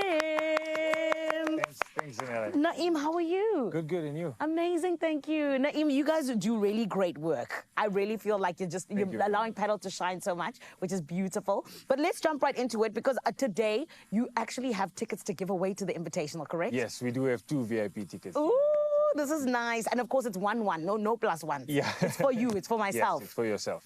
Can I win? Yeah, well, I mean, if you go home and watch the show. Okay, then yeah. this is going to be tough. Okay, Naeem, I don't like your T's and C's. It's fine. We'll talk about it. But Naeem, I feel like this is such an incredible thing. You know, professional paddle, we started from just playing just for fun. Yeah. Now we're at this big league where we're going to have some of the top players in the whole entire world. Talk to us a little bit about how this event is expected to impact the growth of paddle in South Africa. So, Zanella, I mean, if you look at the players currently in South Africa and at the level that they're competing, so with the 360 Diamond League and some of the players in South Africa are traveling overseas to play in paddle tournaments. Yes. I mean, sport is our thing, right? That's what South Africans are good at. And I mean, we're showing that on the stage. So the guys like Richard Ashworth and stuff, Yes. they beating players that have been playing the sport for 16, 17 years, and they're only playing the sport for 3 years. So we're hoping that this event kind of kicks off and puts South Africa on the map in terms of paddle. I love this. I love that we want to be world champions in everything. Of course, yes. Yes, Yeah. it's who we are. It's in our blood, right? It's in our blood, No yeah. DNA just RSA. Exactly. But Naeem, of course, at the Invitational, they are going to be the 2 best players in the whole entire world. Like I mentioned, Augustine, as well as, of course, Arturo. You know, which other top players can we expect to see at this event? So former world #1 for 17 years, Fernando Bella will be here as well. Oh, wow. And then Mike Youngwas, Ale Galan, Franco Stupakzuk. So there's quite a few players, all in the top, call it 15. Wow. That are going to be coming down to South Africa. And what opportunities will we get to be able to sort of interact with them? I want them to be my friend. Yeah, so Yes. all of these players will be at their activation stands, so their brand activation stands at the venue. And Beautiful. of course, if you have VIP tickets, then there is a meet and greet that will be scheduled throughout the weekend as well. Amazing. And speaking of the schedule, actually, I mean, this is the biggest paddle tournament in the whole of South Africa. In the whole of Africa. In the whole of Africa, Yeah. forgive me, my goodness. So there's a lot that's going to be happening. What are we going to be expecting throughout the weekend? So I guess you could call it a festival of paddle. There'll be some performers, there'll be activation stands, there'll be a lot of giveaways and things like that. And we also have the local tournament that will be taking place at Wanderers as well. Yeah. So the South African pros also have an opportunity to play on the international level court and compete. Yeah. That sounds amazing. So it's going to be a lot of fun. It sounds like it's going to be a lot of fun. And one thing about us as South Africans, we excel in sports, but we also excel in having a good time. Yes. So the entertainment, what is it going to be looking like? So there'll be a DJ, there'll be some dances and stuff, and then as well as the activations where there'll be games to play and things to win and that sort of thing. Yeah. There's going to be things to win. Yes, of On course. top of our VIP tickets. On top of the VIP Oh, tickets, yeah. darling, you guys are doing the most, Naeem. I love this. Now, I also know that, this is open to absolutely anyone. How can we get our hands on some tickets? So tickets are available on Ticket Pro, for VIP tickets you can reach out to us at the SA Invitational website. Beautiful. And I feel like, Naeem, you look like somebody who has a vision for paddle in South Africa, just the way that you talk about it so passionately. Yes. What is the vision for 360 Paddle SA? Where do you guys want to see it go? So we want to essentially get to a point where we are part of the South African tour, the Premier Paddle Tour, and it needs to come down to South Africa. Yes. And we're doing quite good things with the youth. So we've got youth, a youth league that runs all the way to the Diamond League. So it's from the youth right to the point of professional players in South Africa playing in leagues throughout the year. Beautiful. And Naeem, do you play? Yes, I do. I love it. And how good are you? What number are you in South Africa? No, I'm quite down in South Africa. Okay, So, okay. but yeah, I play quite a lot. I'm still number 0, so you're better than me. Don't No, worry. you never ever number 0. Oh, Naeem, I'm keeping you around. Naeem, we will see you at the invitation and all of the best for Thanks it. so much, Danelle. Thank you. And listen, Mzansi, Naeem came with gifts, my darling. So listen properly. The 360 Paddle Gale South African Invitational is going to be happening from the 15th to the 17th of August. And the thing is, you need to be there, which is why we're working together with 360 Paddle SA and Expresso to say we want to give you a VIP ticket. How can you win? Well, my friend, it is so simple, Kesana. Let me tell you. You got to head on over to social media, right? And you can choose Facebook, X, or whatever it may be. Then you got to tell us in the post, in the comment section, who is it in your answer? Which specific player are you looking forward to seeing most that's going to be on African soil? And I told you a couple of names, okay? There is Arturo Coelho. There is Augustine Tapia. There's all of these different options. You can see them there in the post. And you need to tell us who are you looking forward to seeing most. And then that enters you into the competition. Make sure you use the hashtag SA Paddle Invitational. And my friend, just like that, you could be the lucky winner of a VIP ticket to the most beautiful. And also, don't forget, it's the biggest professional paddle tournament on African soil. I thought it was just South Africa. No, it's the whole entire continent. Thank you very much. Because as South Africans, we do it big like that. And we want you to be a part of this history-making event. Head on over to social media. Give us your answer. Hashtag SA Paddle Invitational. And hopefully, you could be the person that is chosen to get that VIP ticket. T's and C's do apply. And of course, you need to know that the entries do close on Friday, the 8th of August. So this Friday, it's done. So go do it now before you forget. Then now you're not there, hey? Because I'm going to be there. Naeem's going to be there. What about you? Do the right thing, and let's hopefully get you to this beautiful invitational that's happening, all in the name of growing paddle on African soil. For now, though, I need you to stick around because there's still so much more right here on your Feel Good Breakfast show. Well, listen, we are on our way. I mean, driving in style, let's be honest. We've all felt the pinch of the petrol stations lately. It's been a lot. Fuel prices keep climbing, and every drop counts. Oh, Lee, you are right in saying that, which is exactly why the Hyundai Alcazar's fuel-efficient diesel engine is such a game changer. It is powerful, smooth, and delivers real value in the long run. So under the hood, you've got a refined 1.5-litre CRDI diesel engine that just gives you incredible mileage without compromising on performance and definitely style. Ooh, listen, when it comes to style, this one is super stylish. You know what's also wild is I used to think that diesel was just for big buckies or even delivery vans. I know, right? But this feels like luxury with brains. Oh, I like the way you put that together. I love that you can fill it up, hit the road, and not worry about your wallet for weeks to come. It makes those family road trips or even work commutes so much more manageable, especially with us missioning between TV, radio, gigs, and everything like that. True story. So whether you're choosing the manual or even the automatic, the drive is so smooth, and most importantly, it's cost effective. Say it again, cost effective. I'm here for that. People lifted their heads saying, what, Lee? What do you say? With an impressively low fuel consumption of just 5.9 litres per 100 kilometres, the Alcazar 1.5 diesel engine just delivers real value, making every drive lighter on your wallet without compromising on performance. So true. And also compared to most petrol competitors in its class, the Alcazar diesel really does go the extra mile. It is one of the most fuel-efficient options out there. And you know what that means? I know. Okay. Road trip. Yes, baby. Plus less refueling. It's the kind of car that just pays off over time, kilometre by kilometre. We love to see it. Now, the Alcazar runs, like Carissa said, on a 1.5-litre CRDI diesel engine, which is built for low fuel consumption and also long-distance driving. Ooh. So that means less time at the petrol station and more time on the road. I like that. I'm already planning like my Neisner holiday. Girl. I'm like, Neisner needs to see me, and you know those 6 hours from where we are here is definitely going to be such a nice trip. Compared to most petrol competitors, diesel gives you better consumption over time, and the savings rarely really just add up, especially for regular commuters or even families. Like that Cape Town traffic definitely will be a lot easier once you have something like this to drive in. Exactly. So whether you're looking for style, comfort, or serious fuel savings, the Hyundai Alcazar diesel might just be the upgrade that your wallet has been looking for. Yes. It's the SUV that delivers literally and financially. Oh, I love that. Let's go. Where you want to go? Taco Tuesday? I think Taco Tuesday, definitely. Taco Tuesday. What's on the menu, though? Listen, fillings for our Taco Tuesday. Let's go. I like this. All the fillings for us, please. Lee can get the car started, and we'll see you in just a bit. In fact, we've got part 2 coming up with this amazing car, so maybe we'll stick around just a little bit longer. Ciao. Only you can make my day.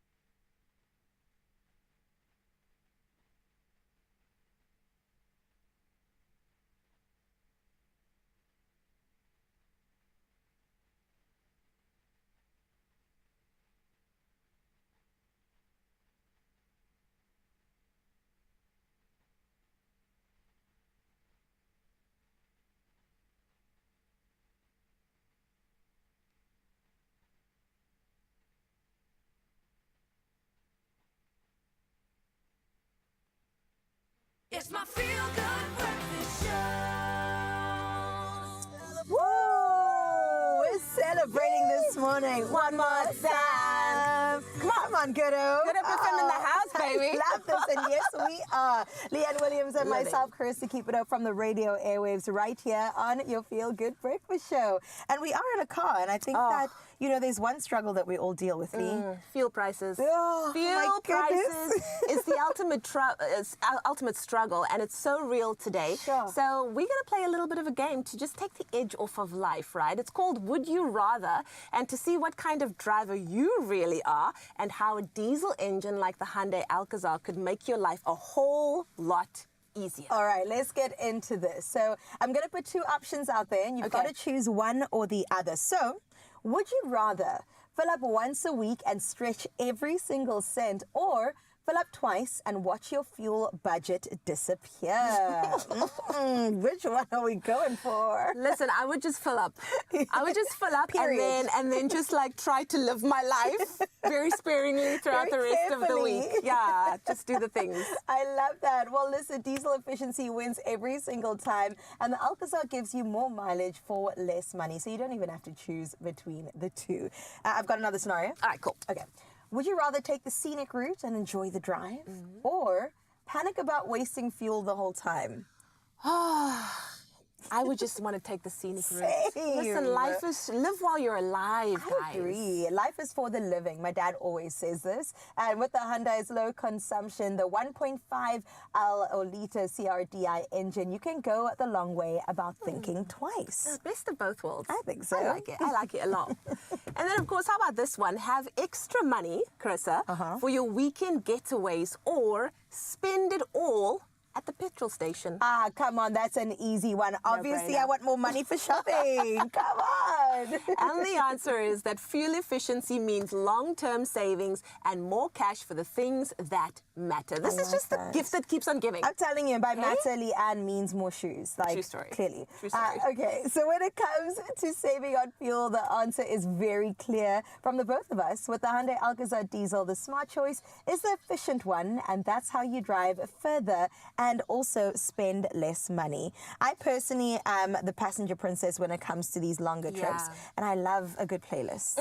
Listen, you can be the playlist queen because that's, I think, one of the most important things of the passenger is you got to have a good playlist. And I just want to be in the driving seat. That's I'm all. so happy with this combination. Just give me the driving seat. Leanne, that sounds great to me. So let me see if I can go ahead and get us going as we head on out of here. All right, safety first, always. So seatbelts on. Right. And of course, we are heading to Taco Tuesday, did we say? Yes, let's go. Let's go.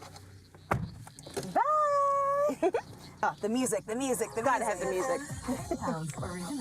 When you're smiling, when you're smiling, the whole world smiles with you.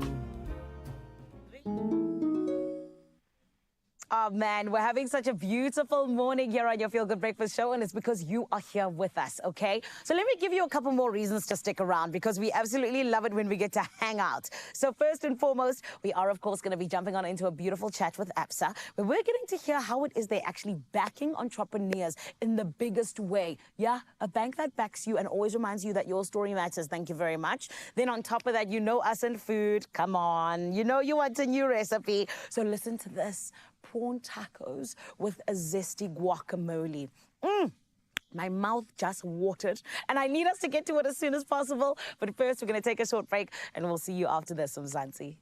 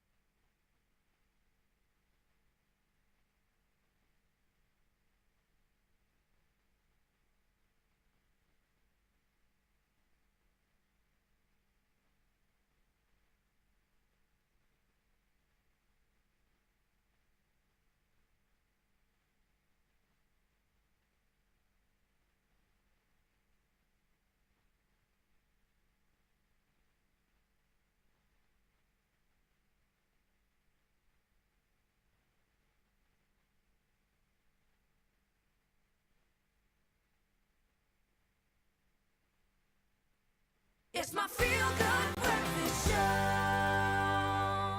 It's a happy Tuesday because we're with you, Mzansi, all in the name of getting your day started off on a good note. Now, here's some very good news for us as a country. It is the fact that ABSA is yet again supporting us in our financial goals, my friend. And what do I mean by that? Well, they have been now reimagined as the bank of the entrepreneur.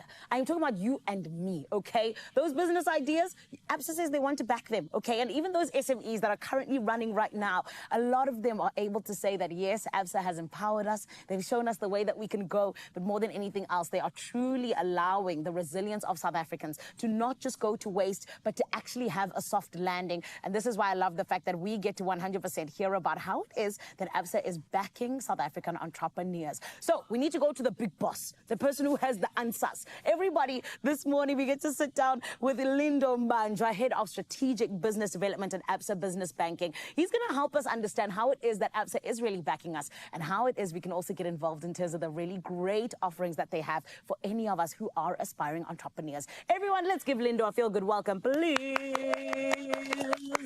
Lindo, we're clapping because you guys are helping us. Morning, Zanele. Thank you for having me on the show.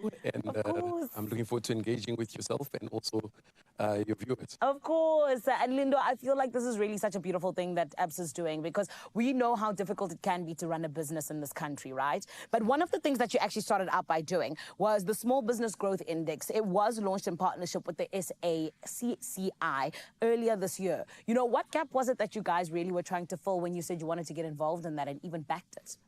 So look, I think if you look at business in general in South Africa, SMEs make up 90% of business. And what you find is that they don't have a barometer that they can approach as in when they're looking at getting insights around the challenges that they face and also, let's say, the prospects that exist in the market. Yeah. When you find that, when you see generally how people engage around SMEs, they generally use broad strokes. And when you actually look at the sector, it's quite diverse and it's quite nuanced. And therefore, it can't be that we just paint every single one with the same brush, if I can call it that. Yeah. So us being the bank of the entrepreneur, we're obviously always looking to solution and kind of ensure that the environment that SMEs operate in is conducive to business and ensures that they grow. Yeah. Therefore, for us to be able to do that, we need grounded insights. It can't be that we make assumptions in terms of how we address their challenges. Therefore, that's how, obviously, we decided to get involved in this initiative, where we've partnered, obviously, with the Bureau of Market Research and Saki, as you've mentioned, in terms of how we've approached this initiative.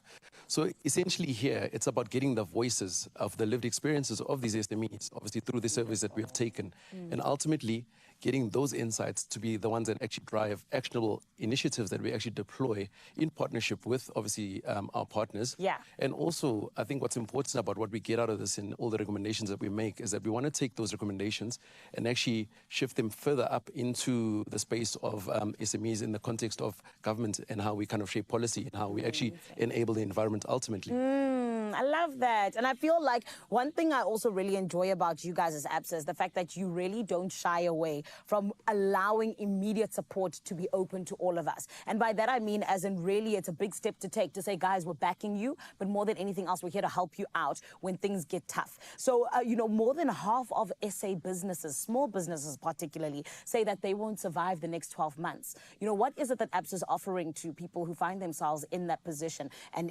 particularly in an immediate response almost? Okay, so very true. I think when you look at some of the insights that have come through from the report, it's clear that SMEs are under quite a bit of strain. Yeah. They've cited the rising costs of operations as being some of the key things that they face as challenges, right, in terms of how they drive their businesses. So the cost of utilities has gone up.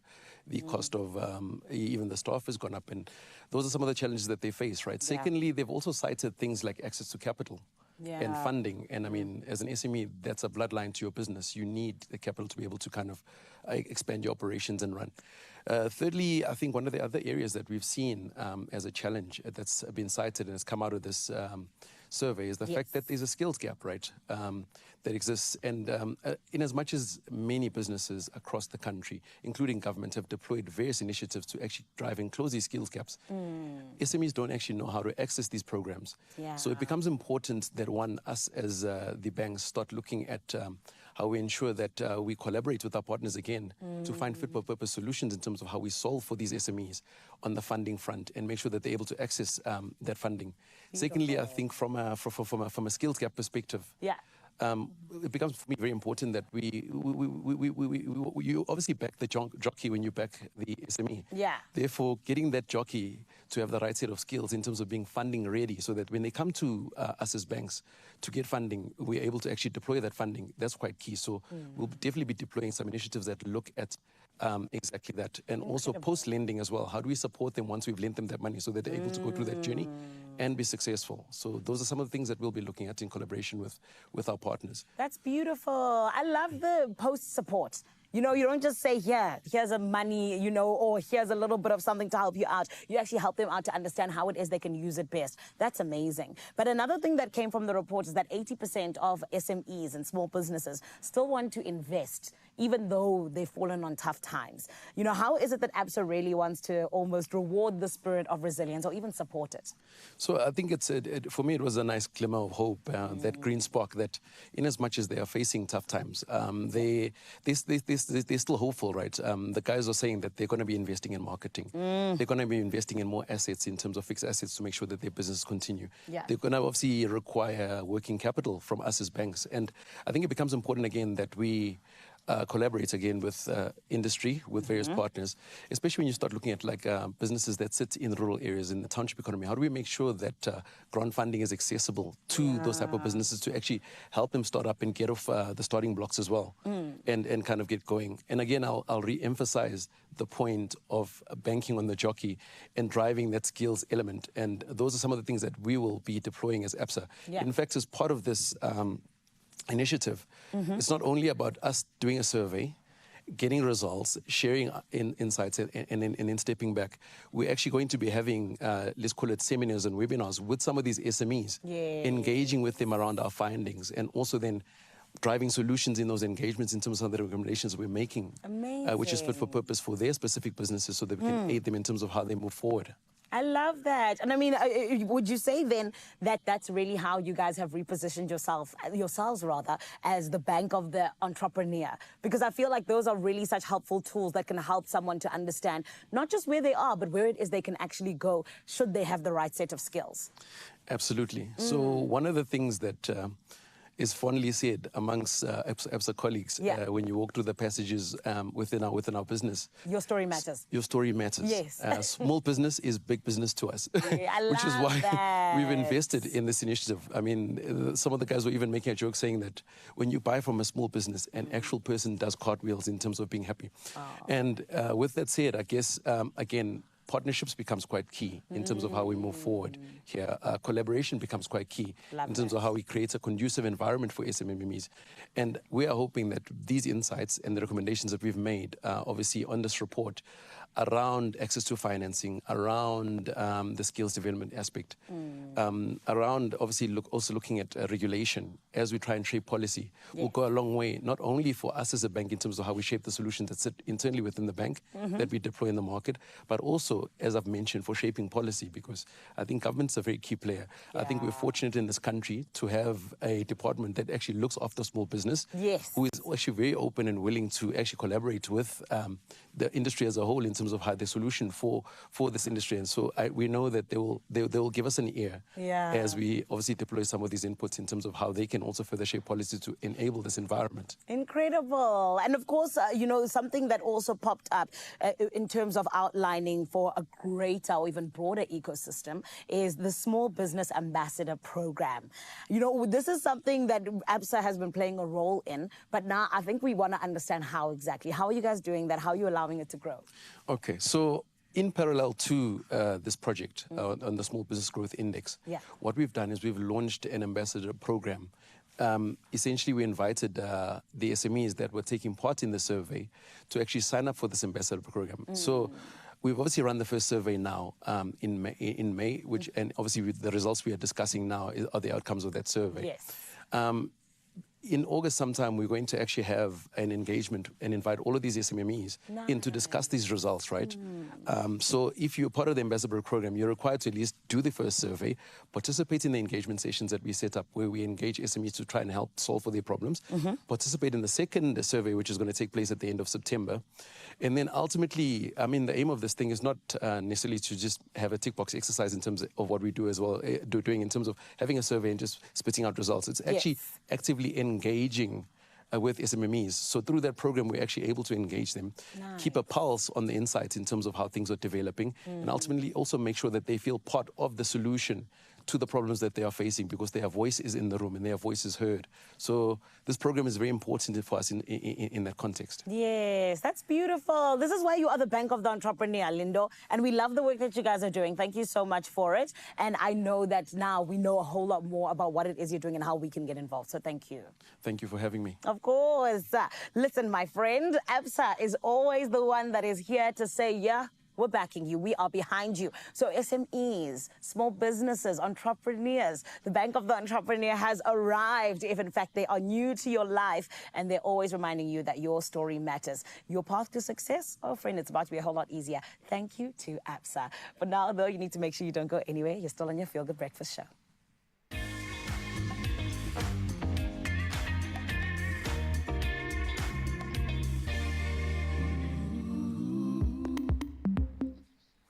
Yes, it is still Taco Tuesday right here on your Feel Good Breakfast show. Now, earlier, we showed you how to turn simple tortillas into crispy taco shells. And now it's time to fill them up with something fresh and delicious and zesty. We're talking about prawn tacos with a guacamole. Now, we've got some flat tacos going, and I'm going to be on the guacamole station because I don't trust myself around the pan anymore. You know what? Let's switch. Let's switch a little bit. Let me be fryer and let you be mixer today. Agreed. So we're making some really exciting prawn tacos. There's nothing like a prawn taco, hey? I love it. We're here for it. And the recipe is pretty simple. I just want to check if my pan is warm. We've got a neutral oil over here. Delicious. Pop that in there. And prawns don't take too long either. No, they don't. They 2 to 3 minutes, I think, on either side. All right, so we've got some fresh prawns, some salt and pepper to taste. So we're going to put that over there. Delicious. Not too much, of course.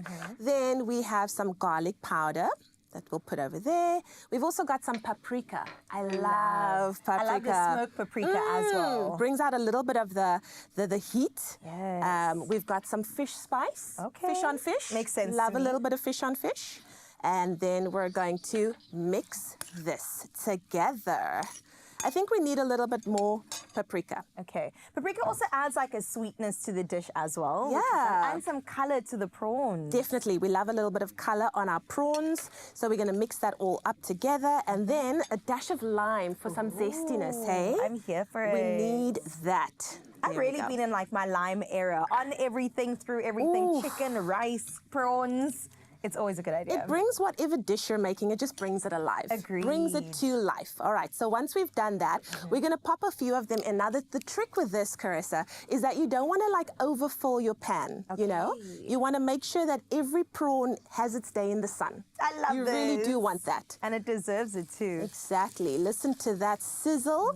So while I pop that in, you're going to take us through the guacamole. Absolutely. Okay, you've got the prawns covered. Let's do the guacamole. So we've got a couple of half-sliced avos here. Obviously, the pits are taken out. They are perfect avocados. Clearly went to private school as well. We're going to throw in some pink or red onion rather, and this onion is really good because it's got some sweetness to it as opposed to your white onion. We've got some garlic going, and listen, please don't hold back on the garlic. It really brings out so much of the flavor because avo is pretty neutral as much as it's buttery.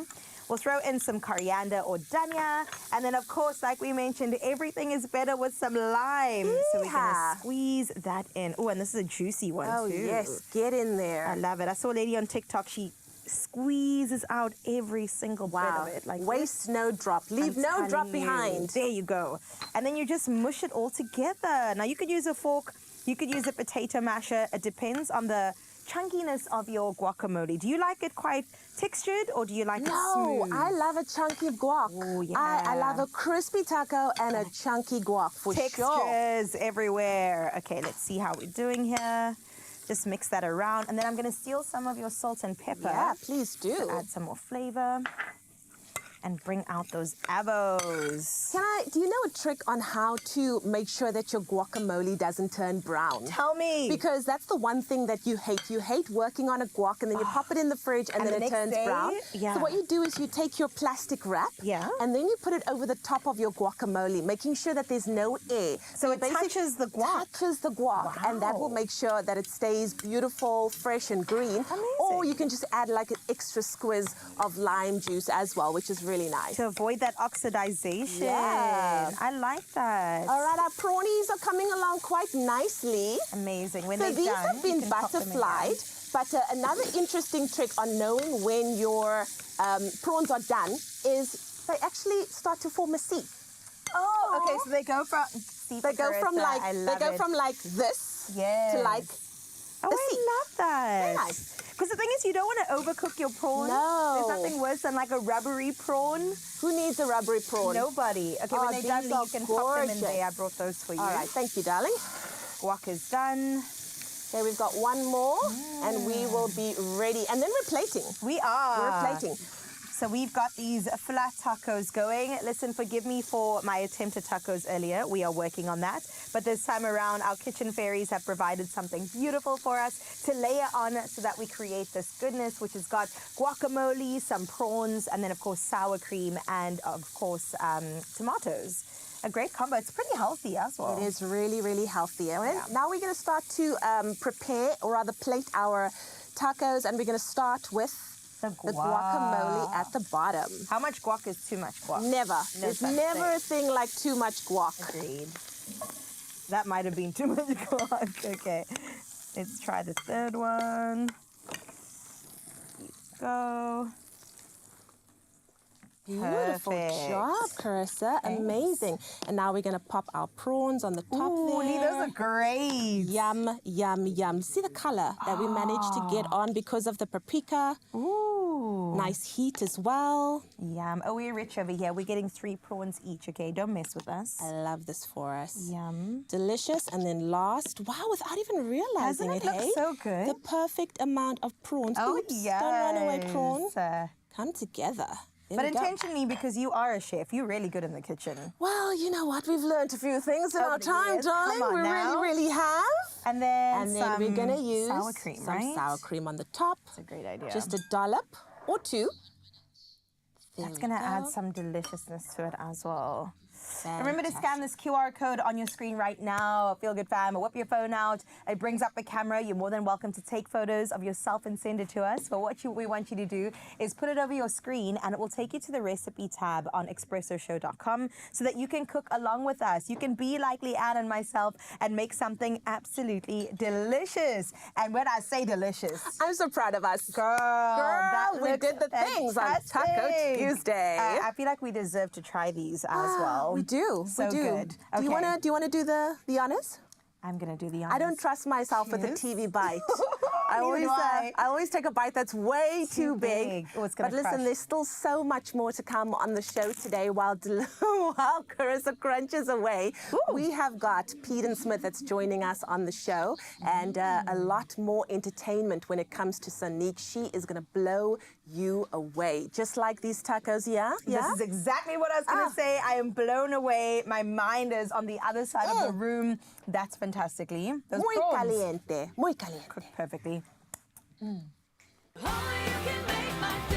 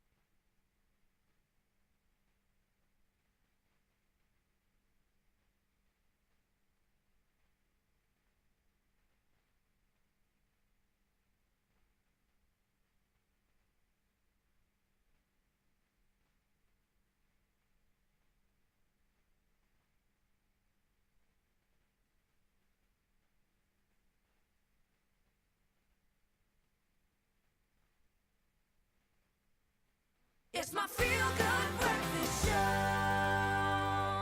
We have 100% been promising you since the beginning of the show that you would be blown away by a superstar this morning. And my friend, it is the case because Sonique is still here. And I am so excited because we get to have her beautiful song, Uncased, performed for the first time on Expresso. My Sonique, are you ready for us? I'm so excited. Yes. Okay, before we get to your beautiful performance, my lovely, I feel like you are so young. The world is your oyster. Talk to us. When we talk about collaborations, who do you still want to collaborate with? So many people. Yes. Definitely Tash Sultana is one of the biggest ones. Yeah, she's amazing. And Ross Lemont, obviously. Beautiful. I love that. And why do you want to collaborate with those specific people? I just love the way that they create music. It's very inspiring to me. So I think I'd really enjoy collaborating with people like that. Yeah. Amazing. And talk to me as well now. I mean, I feel like I said earlier on, you broke out onto the scene in 2024. How has your life changed since that moment? So much. I don't even know how to describe it. Just like a lot of new things. So a lot of radio interviews, a lot of performances, a lot of changes. It's been great. And what's been your favorite part about it so far? Probably performing, hey? It's the best part, yeah. And you love it when people like sing your lyrics back to you? Yes! Oh my gosh, that's amazing. Okay, so we're gonna get to sing out the lyrics back to you now. Great. Are you ready for your performance? I am. Beautiful! Zansi, the time has come. It is Sonique with her song, Uncaged. Let's give it up! Have you ever felt like you've been placed in the moments of the times that you can't face? The memory fades, but you won't forget the pain.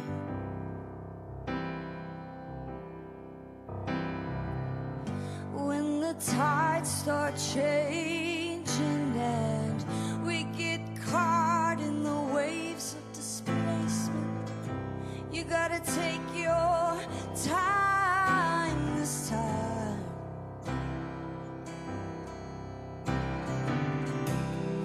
Things can get us sometimes. Butterflies can't fly without the fight. Gotta break down to change.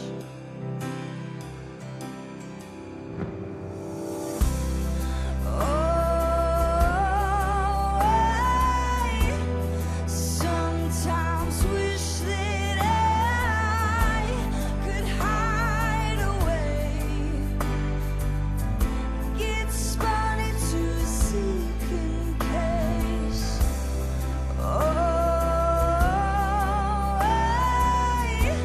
Sometimes wish that I could fly away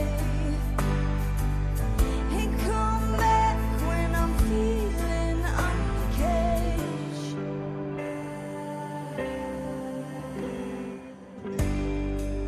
Ever held so tight you end up hurting, 'cause you feel having no fight left, 'cause you hope that sparks will flame again.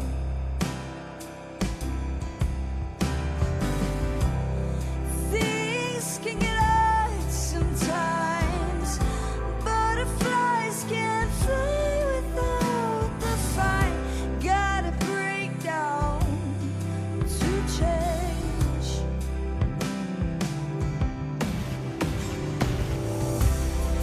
Oh,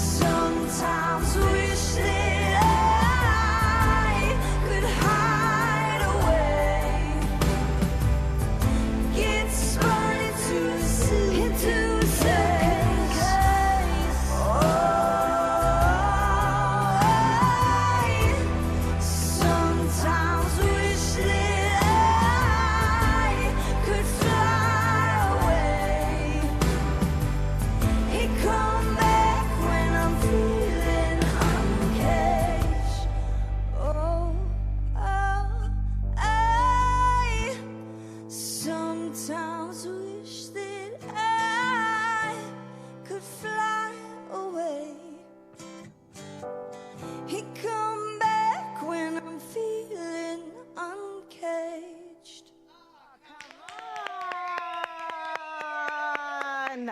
She is a superstar, Your Honor, and truly, I am so glad she's not going anywhere. She's going to be closing out the show for us today here on your Feel Good Breakfast Show, and we still got 1 more hour to spend together, which I love. My Cape Town family, how are you feeling after that beautiful performance? What an incredible performance. Thank you so much, Zanele. And as we approach 8 o'clock, let's take a final look at what's happening in news around the world. Starting off with nationally, Save the Children South Africa has expressed alarm over drug abuse involving toddlers after a viral video showed a mother offering her 4-year-old child a Mandrax pipe. Now, she'll face attempted murder charges in Johannesburg this week, with 3 others also charged. Child Protection Lead Margaret Zulu says this breach of the Children's Act underscores the need for stronger community vigilance. She urges communities to report any suspicious behavior, adding that robust support systems and law enforcement are vital to protect South Africa's most vulnerable. Minister of Agriculture John Steenhuisen says the government is lobbying hard to avoid a 30% tariff hike on South African goods exported to the US to kick in from midnight tomorrow. While campaigning in Douglas in the Northern Cape, Steenhuisen assured farmers that their interests are being prioritized. He said a good deal is possible and it's unnecessary to impose tariffs before negotiation conclude. Now, the government hopes its case will convince US counterparts to delay or reverse the increase, safeguarding local agriculture exports.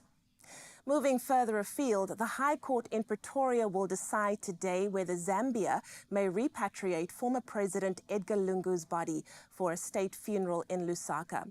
Lungu's burial was delayed by agreement between parties amid a legal challenge. The Zambian government urges that although his presidential benefits were suspended due to political involvement, those restrictions fell away upon his passing, reinstating his right to a state burial. The outcome may set a precedent for how cross-border state funerals are handled in the future. Hamas has offered to coordinate with the Red Cross to aid hostages in Gaza, but only if Israel halts airstrikes and opens permanent humanitarian corridors.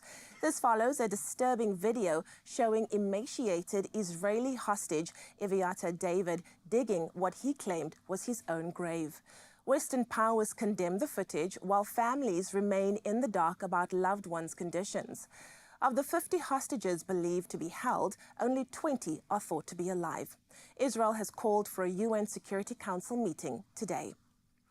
And then finally, in a heartwarming twist for South Africa's embattled rhinos, the Rhisoto project is now officially up and running, bringing cutting-edge science to the poaching battlefield. After 6 years of behind-the-scenes meticulous research, 29 rhinos have been treated with tiny amounts of radioactive isotopes in their horns. The idea is to make horns traceable at border posts and of course, a whole lot harder to smuggle. It is a world-first conservation effort led by Wits University and the International Atomic Energy Agency, a fusion of brains and heart, giving our magnificent giants a fighting chance. Because when poachers go high-tech, it's only fair that conservation does so too, proving once again that when science and heart join forces, anything is possible. That was your final look at what's happening in your news, both nationally and internationally. Let's take a last look at what's happening in the world of sport.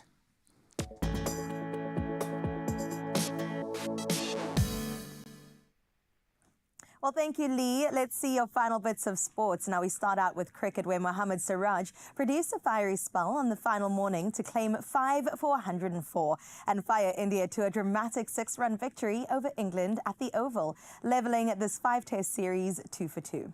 Now, England, needing just 35 runs with 4 wickets in hand, collapsed under pressure as Siraj took 3 for 9 to seal India's narrowest ever test win by runs. In other cricketing news and sports, Mark Ackerman will continue as South Africa A captain for their upcoming home series, and that is against New Zealand A. Now, starting the 30th of August, it all goes down. The tour includes 1 3-day matches in Benoni, followed by 2 4-day games in Potchefstroom and Benoni. Proteas quicks Gerald Coetzee and Kwena Mapaka feature in both squads, while Ruben Haman joins the 1-day side and Zubair Hamza returns for the 4-day format. On your rugby news, New Zealand head coach Scott Robertson has named flanker Simon Parker in the All Blacks squad for the Rugby Championship opener against Argentina on the 16th of August in Cordoba.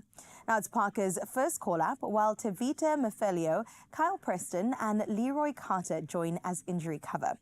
Tyrell Lomax, Luke Jacobson, Cam Roygard, Noah Hotham as well as Caleb Clark are sidelined through injury and will not travel. Now, closing up with some tennis sporting highlights, Novak Djokovic has withdrawn from the ATP Cincinnati Masters. Now, the 38-year-old Serb, last seen in action during his Wimbledon semi-final loss to Jannik Sinner, will now go into the US Open without any match play since. Djokovic, a three-time Cincinnati champion, claimed his most recent title there in 2023. We'll definitely keep you up to date with all those sporting highlights as they develop, but that is where we leave things on this Tuesday. Let's have a final look at your roads.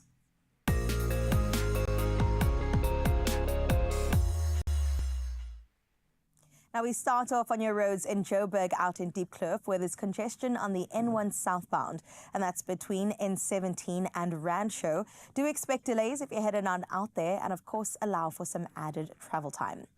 Well, let's move over to KZN out in Pietermaritzburg, where there's been a crash on the N3 southbound after the Peter Brown exit. Only 2 lanes are open, so please approach with extra caution and expect delays. Now let's head over to the mother city in Athlone, where there's flooding on the N2 outbound after Bunga. There is a lane closure, so do expect delays and, of course, approach slowly wherever you are headed on out today. We wish you luck on the roads as peak hour does increase, and that is where we leave things. But let's check out your weather.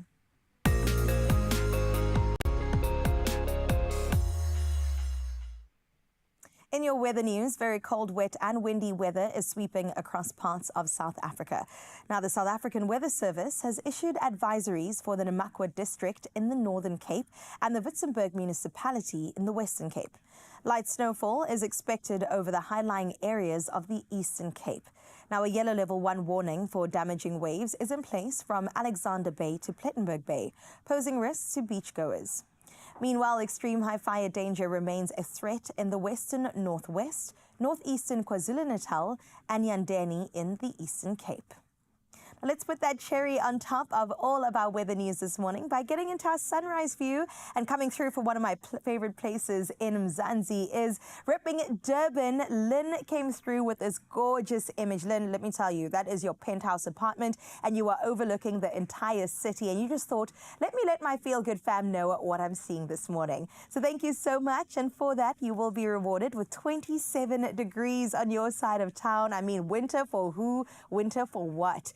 And remember, on Wednesday through to Friday, we do this once again every hour, and you can send your views through to 063 036 9649.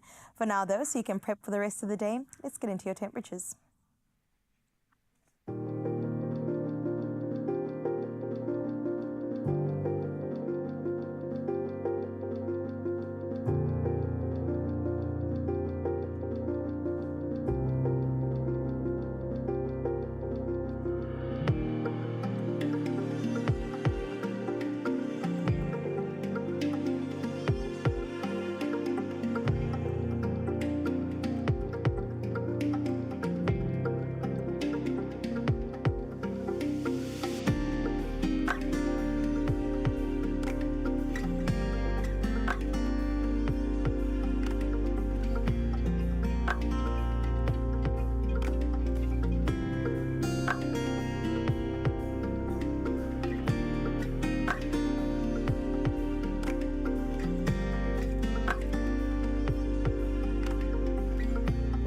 Right about now, my friend, I need to tell you about how you can be a winner. Why? Well, listen to this. The Powerball jackpot is estimated at a mind-blowing 124 million rand. It is crazy. And you, my friend, can get yourself in on that if you do the right thing and don't delay and go and play now. And all you have to do to get your hands on a ticket is head on over to nationallottery.co.za, or you can get one in store. But then there's many other options. There's cell phone banking. There's also even the mobile app, my friend.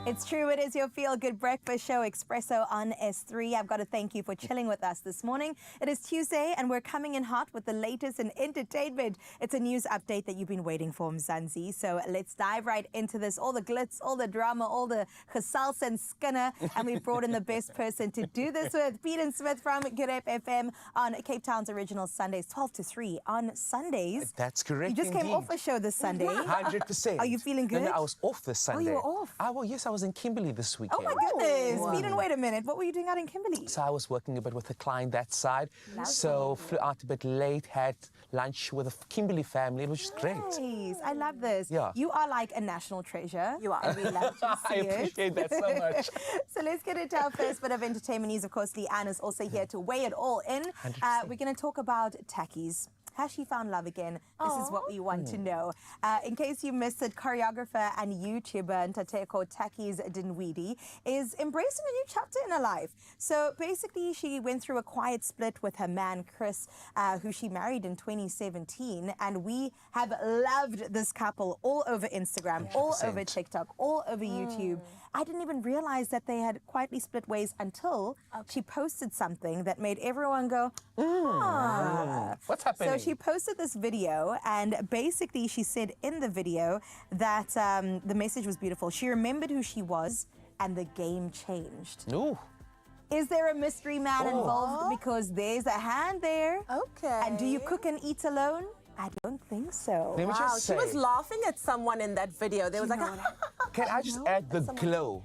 That's how you know when a woman has that caption after a breakup and the comeback. You have to know somebody's in the mix. Oh, I love, not a revenge body, but like a revenge moment. 100%. And a revenge glow is the best glow ever. Ooh, I like this. Apparently, allegedly, there were infidelity rumors going around. Nothing has been confirmed, but it is really just great to see her back looking good. yeah, look, I'm still waiting to see if there's someone in that video. Right. It could just be a love of food, with food. But I also love a situation of no face, no case, but my favorite. That's what I love. Okay. And there was only one glass of wine there, guys. Oh, maybe he doesn't drink. This is true. Maybe he's a tea drinker, a coffee drinker. Maybe that is to throw us off. Maybe. You guys. I love how we are like Inspector Gadget, putting on our hats, Nancy Drew here. FBI 101. No, you know what? If you are eating bread and champagne with somebody, that's for life. That is for life. You Two of the best things in you the world. found your person. Bread and wine, happy food. That's when you know you're in a great space. That's what I'm saying. Well, whatever it is, we wish her all the best and all the luck and all the healing on this journey, because she really is one of the favorites in the South African music scene. So let's continue with local news. And Shandesh, speaking about dancers, of course, we know the Basadi Music Awards just happened, and it was an incredible showcase of all the talent we have in SA. And Shandesh has officially cemented her place in the music industry. So basically, she clinched the coveted Dance Artist of the Year award. Sure. And I'm just saying she looked fantastic, so That it made dress sense is that everything. she got the award. So congratulations to her for her first Beamer. Of course, it took place the 2nd of August, so just now. And I just was there to see the fashion. Listen. Everybody looked good. I just want to add, Please. Zanele. Come on. Can we just have a moment? Shandesh, we love you. Congratulations. We love you, Shandesh. But Zanele? Our girl Zanele slayed the evening and walked away with an award. Thank you very much. She got, of course, Presenter Personality of the Year, and we love to see it because, yes, she is TV Presenter of the Year. There it is. And Zanele, we are just so proud of you for your work on Hot Spelly, for your work right here on S3 with Expresso. She just keeps killing the game. Listen, South Africa is awash with immense talent right now, so it's so wonderful to see people get their flowers and be honored for their talent in the way that they are. So well done. Well done, ladies. everybody. But in a male-dominated industry as well, can I just say that women has been doing extremely well. And that is one thing that makes me extremely happy as well. Same. Can we get more of this? More women in media in 2025. It's just so incredible seeing everybody do what they need to do. Fans, of course, flooded social media with congratulatory messages for everybody, for all the girlies. But of course, hailing all of our winners with so many compliments and just saying it is well-deserved, especially in the rising careers of so many people. Absolutely. Imagine that's how you start. Now, where are you going? All the way to the top. From here to international stages. speak on it. And that's what we speak into existence here, hey? Yes. Graham calls us the manifestation station. Oh, so we're here for it. Let it go. Let it go. Be. Let it be. I already started before I was here. I love to Give see us it. more.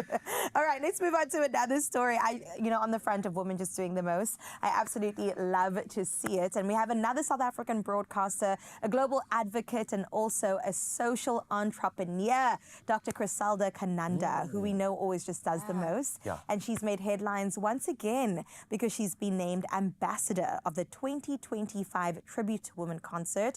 And that's part of the Malibongwe Arts Festival. Of course, taking place in Women's Month on the 24th of August. It all goes down out in Jozi.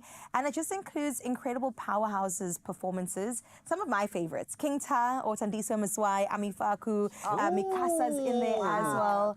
And I know that you put together lineups all the time, 100%. So just hearing that lineup, I mean, it's a good night. It's going to be a splendid celebration. Put it that way. Yes. True story. Now, Lee, when you attend these awards, are you dancing? Are you trying to keep your makeup looking good? Are you in the front? Are you cheering? What's the role? You're everything. You're everything. You're everything. Yes, Like, yes. listen, makeup is the last thing that you're thinking about because you are just taking in this moment that, you know what, probably 10, 20 years ago, we would not have been having these experiences. Yeah. So you have to just be there and just take it all in. Yeah. And Lee's also there always for a good time. Always. Absolutely. Always. If it's not clinching Love while you're awards, alive. they're Let's supporting go. everybody. So we are here for it. But she's done incredible work. I mean, as we know, for years, the Good Doc has dedicated her life to building platforms for women's advancement. So I love that it doesn't just happen in August, but it continues. Health, education, media, leadership. She's just saying, you know what, I'm here to give an assistance to everybody. And bring change. And bring about change. And I think she's also the definition right now of Ubuntu. Like women leading and setting a great example, also paving the way for the next generation. Yeah. And I mean, Leon, you and I know this in terms of Ubuntu. I am because you are. You are because some other woman has done the work for you, you know? It feeds into each other all the time. Exactly. And talking about feeding into each other all the time, can we just congratulate our superstar one more time? Zanele, you were absolutely incredible. We're so proud of you. Love you. Wow. Shine the flag. Shine the flag. fly the flag. Congratulations for that TV Presenter of the Year, one of the Basadi Awards, girl. How are you feeling? Thank you. Oh, guys, firstly, I love you too, and thank you so much. I'm still very much in disbelief. I don't think it's sunk in just yet. I feel very shy talking about it. When I got on stage, I was like, you know, I kind of planned a speech, should I win? And when I did get up there, I kind of just forgot everything. I got emotional. I've just been going through a lot of emotions, but I'm very humbled. I feel very blessed. God is good, and thank you so much, my Can family. we just take a moment how well she looked? Oh, come on. The win is a bonus, but she looked fabulous. Well done. Tell us more about your looks, Anele. What's going on there? It's stunning. Oh, darling. So please can I tell you, I reached out to Gert Johan Coetzee because I was like, if I win, I want to win in the Gert Johan Coetzee dress. And it just so happened to happen. And I genuinely, a lot of people were just like, Zanele, you look so nice. And that made me feel so happy because I was like, I didn't 100% know which way I wanted to go because Gert gave me so many different options. But because there was, you know, the theme that was all about the elements, we went for the red because of the fire. But like our own interpretation, because as you saw, it was like a little bit of a darker red. So yeah. I just want to know if you've got a shelf with all your awards now, because girl, you just stay winning. If not nominated, you on the stage, you're the voice of God, you get in the... Come on, She's a winning queen, winning queen. Thank you. Stop! Oh my goodness. So what would I do without you guys? You guys are good for my heart. I love you guys, and I'm working on the cabinet. Okay, I'm working on it. We love it. Congratulations once again, Zanele. And thank you guys. Can we please have more Skinner in just a little bit? 100%. Absolutely. On the international front Yes, this time, shall we? Please, Leanne. I love to see it. Peter and Leanne, myself, are going to get into that in just a little bit. And if you want to weigh in, please do. You can hit us up on our WhatsApp line or on our social media. And then I hope you came hungry, Peter. 100%. I even want the tea before we get to the food. The food, Okay, yeah. to whet the appetite. We got you. Because Masala. we made tacos. prawn before. Now we're taking it up a level and we're making masala steak tacos. We got you. I came on the right We got you. day. Don't worry. Thank you. So much deliciousness awaits us. We'll see you on the other side of this. Oh, you can make my day. Introducing Signature Curve Denim, designed by South Africans for South Africans. Each pair is expertly crafted to honor every curve and every line of your natural form. This denim moves with you, blending soft structure with effortless comfort and elegance. Capture your confidence. Take a mirror selfie trying on the Signature Curve by Guess. Tag guess.sa on Instagram and stand a chance to win a pair. Signature Curve Denim. Our shape, our hands, our signature. Competition ends 31 August. T's and C's apply.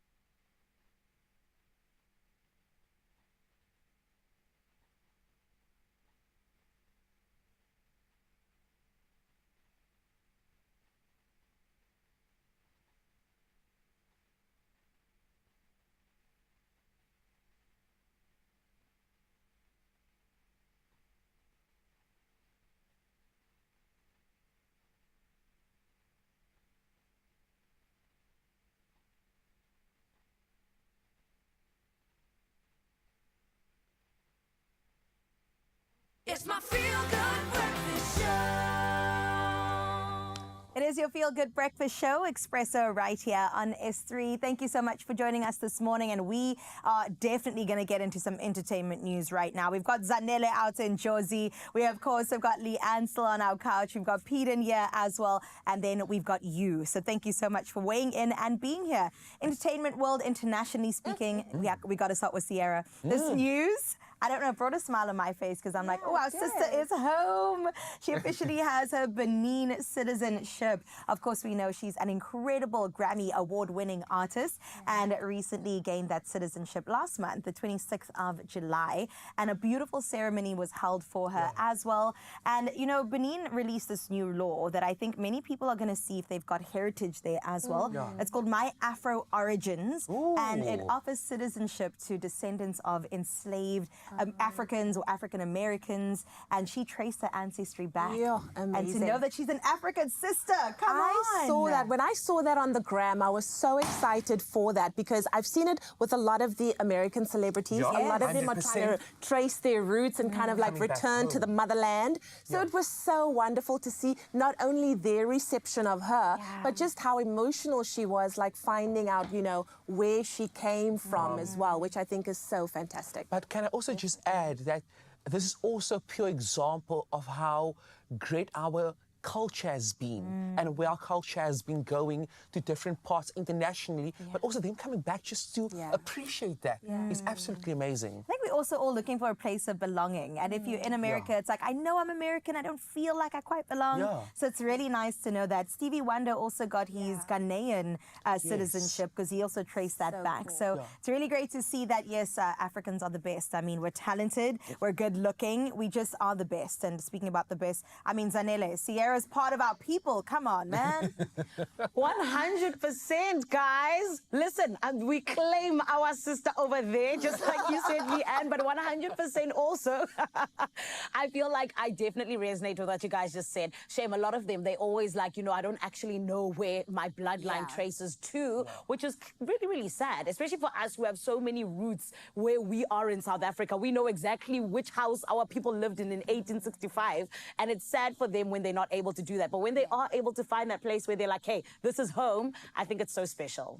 It's so true. I just want to ask, can like Benin just have us on speed dial for the next celebrity that finds their heritage? Because Yes. we'd like to actually invite them onto the show. Oh, we go. You know what I'm saying? We take Expresso there. I agree. Come on now. This. Benin, Expresso goes traveling. hook us up. Hook us up. Have a go, call. Expresso on the road. Just formed a whole new show. Yeah, I love to see it. Well, she was very excited. She shared on her social media. And I think if there's one way to experience a culture, it's through the food. Ooh. And she was like, the food was good. The locals were incredible. And she just looks like she fits right in. Natural she looks. She looks happy. She looks home. She looks herself. She's so Like the gorgeous. American Sarah we know, it's not that Sarah. That is just me. That's In a beautiful. rawness, in a beauty. In a real state as well. 100%. And with the kids, imagine her also bringing them there to say, this is part of your heritage, you know? This is where I started, and this is where you are from. Exactly. It definitely gives you a firm foundation, and we love to see it. Sierra, congratulations to you. More congratulations are in order for Mr. Busta Rhymes himself. Hip hop. Hip hop, come That on, one. come on, That hip hop. one. The roots, baby. The Hip hop legend. I'm sure you would love to hear that. He officially celebrated on the Hollywood Walk of Fame, receiving the 2,818th star in a star-studded ceremony. Of course, celebrating his 4-decade legacy in music. I mean, Busta. Busta. I mean, like, how fast he raps. I thought he would get the Star Walk of Fame quicker. I know. I know.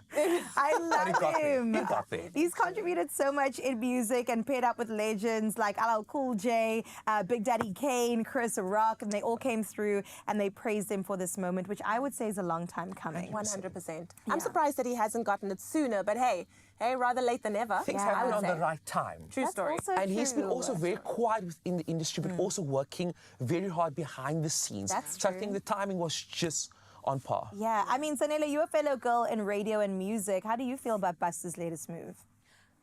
Listen, I want to meet the board that decides on the stars there at the Hollywood Walk of Fame. Do you want to know why? Because even Beyonce doesn't have a star, guys. Yeah. An entire Beyonce. Literally, last time I checked, she didn't have one. And I'm kind of just like, guys, I think you can hurry up a little bit. You know what I'm saying? Like, if this man, Busta Rhymes, he's been in the business longer than we've been alive. Come on, stop it. I think it was long overdue. Very happy for him, though. But he should have gotten it a long time ago. I agree with you. Exactly. The fact that Beyonce doesn't have hers is a very touchy subject for In me. pure hey? South African fashion, we must launch a probe. Yeah. Launch a probe. Let's go. Let's go. Where is the star? I am Beyonce. ready. I am ready. I mean, we clearly all are Beyonce fans, and this is inappropriate. We don't appreciate it. A team of What is going beehives. Come on. A team of beehives take it to the streets. But with over 60 million certified records, I mean, why didn't it happen sooner? 12 Grammy nominations and a reputation as one of hip-hop's, honestly, most dynamic performers. His star definitely marks a milestone in the industry. I just don't think that they take the culture seriously enough. Like, what is going on? But I think there's also so many artists and celebrities within the US that I think it's a ranking. It's almost like going to the Met Gala. It's only a certain selection of people who's allowed in the space. But Beyonce, though. Listen, she recently got awarded for Album of the Year. So Why only recently? Guys, we'll launch the probe, guys. Launch when the time is right. When the time is right. Okay, well, we'll wait for the season. We'll wait for our season. There we go. Let's get into maybe not so good news about Soulja Boy. He was arrested out in LA in the early hours earlier this month, the 3rd of August. Officers actually pulled over a vehicle and then they found many things. At the time, he was a passenger in the car, but police reportedly recovered a firearm during the stop. And given his status as a convicted felon, he was booked on suspicion of possession of a firearm. So what I'm saying is not looking good, bruv. Listen. It's not looking good. Your star has fallen. Soulja Boy. At this point, I'm speechless because, like, it happened recently with Megan Thee Stallion's partner as well. It happened with Offset during their togetherness with Cardi B, and now with you as well. But this is the thing. You should know who you hang out with. Because just being a passenger and a firearm being present, you should know your friends. Exactly. You're kind of responsible for it as well. What was the plans for the evening? This is what I want to know. Well, they were ready for whatever plans were about to happen. I mean, Sanele, Soldier Boy, our boy, what is happening here, girl? That is the problem when you put boy in your name. You'll forever act like a boy, yabo, because now he's not a soldier man, so he's not leveling up. Do you understand what I'm saying? And yes, he'll soldier through it, yeah, sure. But honestly, he's doing silly things. Just like you said, the company you keep, I agree with you, Peter. However, we wish him love and light. That's how I feel, love and light. The name's got to change. The name's got to change. It can't be Soldier Boy anymore. Prison Boy. No. Lee, that's too quick. Too soon. But also, this is just an example that the boys should start manning up and become men. Boys to men. Boys to men. It's about time. It's about time. I think too many of these boys still think they out and about just trying to have fun.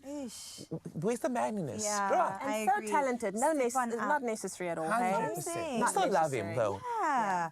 Okay, well, we wish him all the best. It really isn't looking good for him considering all the things that have happened in the past, but we're looking to the future and we hope that he'll get out sometime on bail or parole. Let's see. Zanele, thank you so much for weighing in, always being entertaining, and of course, maybe another congratulations for your award.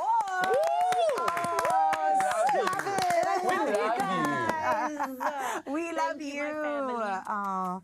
Kisses to you out in Jersey. That is where we wrap up your entertainment news. Now we've really worked up an appetite. We're hungry. We're hungry. And think about time for those masala steak tacos. Let's spill the tea. Let's fill our stomach. We've been threatening with it. It's going to be amazing, I promise you. And then, of course, nothing feels better than just a beautiful, beautiful performance. I agree. So Nika's still around. She's here. Okay, well, out in Jersey, they will perform, and out in Cape Town, we're going to eat. So don't mind us. Hopefully your breakfast is also ready. You can eat along with us straight after this.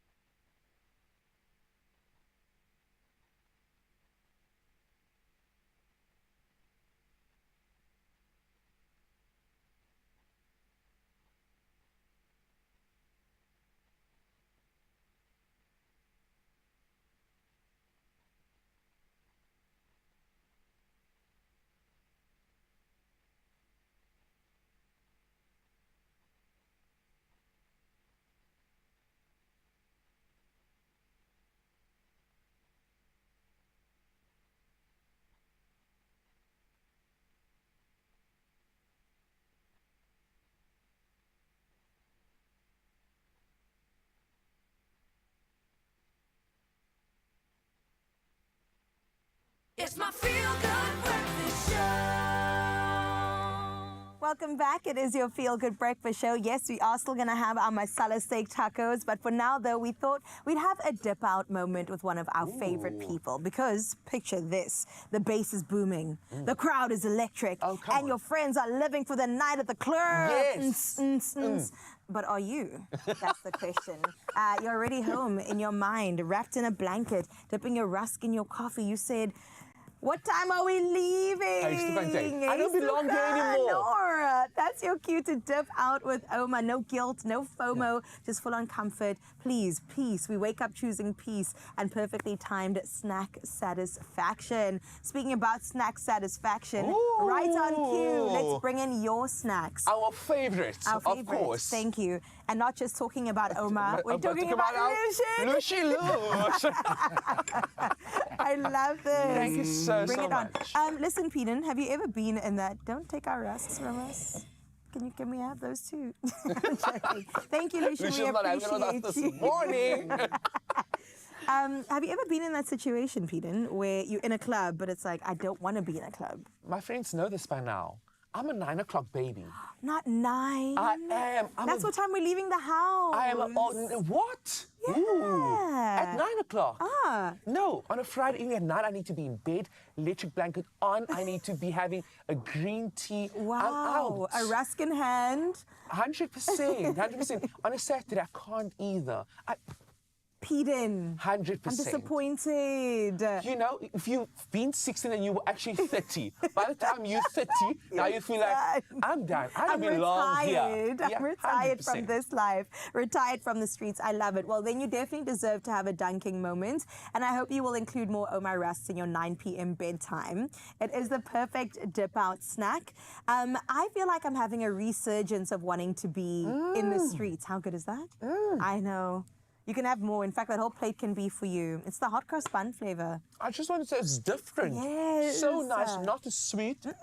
It's like a mini breakfast in the morning. Yeah. And also, it feels like Easter. In your 100%. mouth, doesn't it? We just need a piece of fish right now. Oh, pickled fish would go so well. What's your dipping technique? How long? No, only once. You only dip once. Me 5. 5 is the perfect, promise. Okay. Do it. 1, 2, 3, 4, 5. One more, and that's it. Feel the texture. He's speechless. I told you this is the way to go, Peds. Oh, my biscuits for the win this morning. Oh, my rest are the way to go. Yeah, so I was saying I'm having a resurgence. I want to be in the streets a little bit more. Really? Yeah. I feel like I did it when I was like, early 20s. And then I had a bit of a break, got serious about my career. And now I'm like, okay, I'm feeling good. I feel like my knees are back to business. Okay, let's try it. Will you? Let's put it to the test. You and me? Let's put it to the test. We're going to go. A night out on a Saturday evening. Yes. But we leave home at 9. We leave home at 9. And then we go...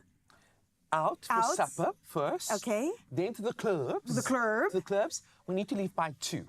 Oh, I was going to say midnight, honestly. You're taking it too far, Chris. You're taking it too far. Because I'm trying to come home to my biscuits and my rice. But remember, the next morning is gym at 8:30. You see what I'm saying? You're too serious for me. Who's gymming on the weekend? We have to keep a balance. Oh, this is my balance here. Okay. Oh, my rest on my Let's balance. go. So here's this week's Dip Out with Oma competition question. We've set it up so beautifully for you, okay? The music is pumping, the vibes are vibing, but you just want to actually go home and enjoy your Oma Rust in bed. So how do you dip out of the club? Share your exit strategy on our Expresso social pages using hashtag #DipOutWithOma, and you could stand a chance to win 2,000 Rand in cash. That's money, moolah. Plus an Oma Rust hamper stacked with your favorite flavors. The ultimate reward for choosing yourself. Absolutely love that. And this does feel like a reward. I'm going to go with the buttermilk flavor, the classic. So I just love this because it just gives me Easter vibes. It gives not too sweet. Agreed. But I can only have 1. Okay, that's your limit. My limit 1. And then we're hitting the gym again. 100% balance. I'm balance very. But first we have to get that masala dish. Oh, we definitely have that prepped for you. Continue with those entries. Remember your exit strategy. We want to hear it. Entries do close on Monday, the 11th of August. So don't ghost this moment. T's and C's can be found on expressoshow.com. Now, excuse us while we Irish goodbye with a dip out of this segment to find out more. Dip out with Oma this winter. Tasty, filling, and oh so satisfying. The ultimate winter snack. Well, all right. If you love steak and you love spice, then you're going to fall in love with what we're about to make, masala steak tacos. I know, it sounds amazing. We're taking juicy marinated steak, we're tossing it in with some classic spices and also serving it up taco style with crispy slaw and fresh herbs. It is literally the best of both worlds. I cannot do it alone though. I definitely need some compadres. So while they join me, let me just take you through what we're going to be be needing for our masala steak over here. So I've got some salt and pepper. I've got some garam masala. We've got some cumin. We've got some chili powder. We've got some turmeric, some ginger and garlic, as well as some yogurt and then some lemon. Hello, senor. How are you?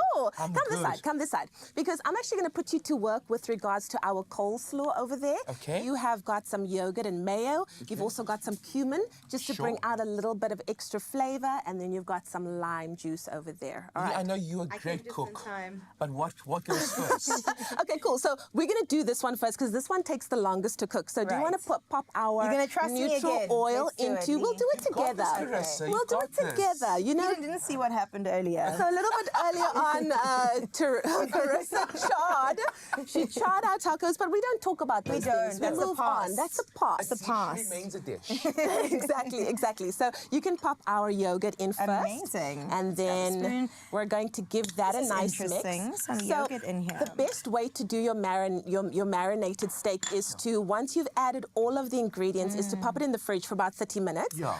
If you want the best flavor, you really want to do it overnight, but we don't have overnight now. don't. We've got the time that we have. We've got 7 minutes. That's right. So we're going to pop that in over there, as well as our lemon juice. Oh, But lovely. the best way kind of to get into it is with your hands. That's true. Get in there. Eden, you're Get more than in welcome there. to. All right, so now we're going to add our spices. You can do the salt and pepper to amazing. taste. Okay, let's add some Beautiful. salt and pepper. I'm going to add some garam masala over there. Gotta.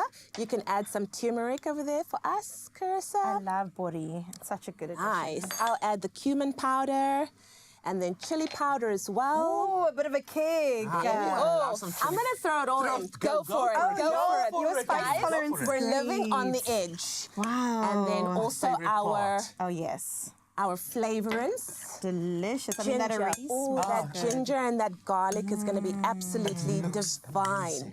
So essentially, you want to pop this into the fridge for about 30 minutes, Yeah. but we're going to pop this onto our pan right now, which hopefully is going to be sufficiently heated. Oh, Lee, that smells amazing. Gorgeous stuff. There we go. Ooh, there's hello. what we're looking Sizzle. for. I love to give each little steak their time in the sun. Yes, You know, I I don't agree. like them to be like sitting on top of each other. Like sardines. You know? No, we don't want Yeah. to do that. We don't know want to he's a do great that. cook. Oh, But guys. this, experiencing it today. No, look how natural. I appreciate that. I really do. I really do appreciate that. I enjoy a good meal. Oh, what's your favorite go-to? My favorite go-to, I think I'm a pasta girl. Ooh, you Pasta, can't go wrong. quick, easy, and comfort food is what we're looking for. Ooh, Like a creamy one or tomato based? always creamy. Yeah. Always Never creamy. lactose pasta. You and me both. Yeah, because me, Carissa, there's nothing Only the stronger shall survive, and we are not that. We will not be surviving. One bite, and we're out for the day. All resistance crumbles. All right, so then what you guys want to jump onto is your Okay. coleslaw. So we've got a Sure. whole bunch of like lettuce and veggies and coriander and red onion in there, so it's really nice. Carrots. What you're going to do, Peter, is you just want to add your mayo to that. And I've also got some cumin spice for you too, and then a little bit of lime, a dash of lime.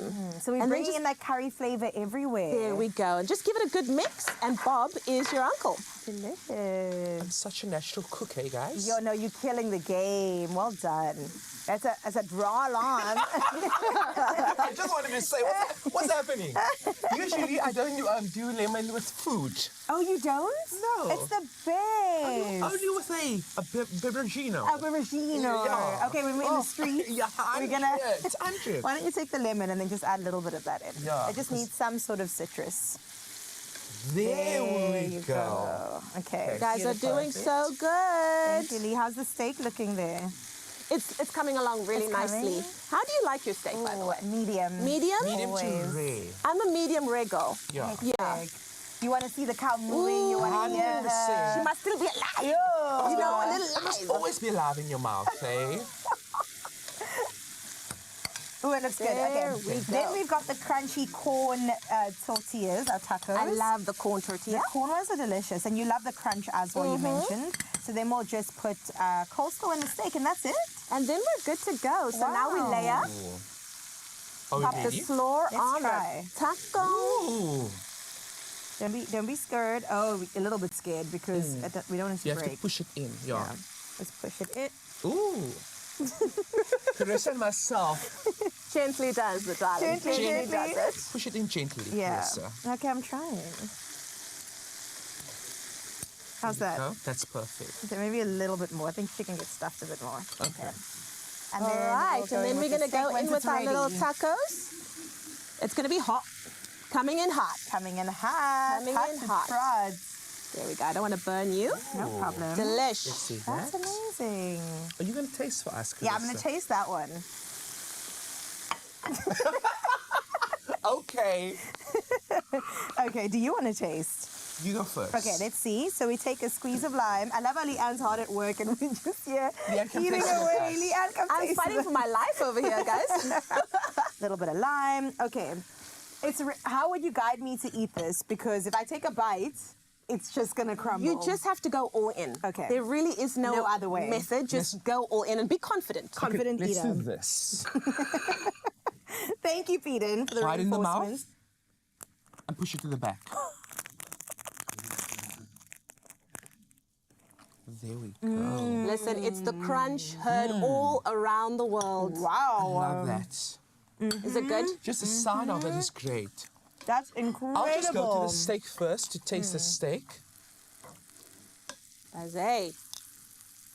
Thank you, Lee. So out of so the soft. flour ones that we had earlier on and the corn ones, which have been your favorite? You know what?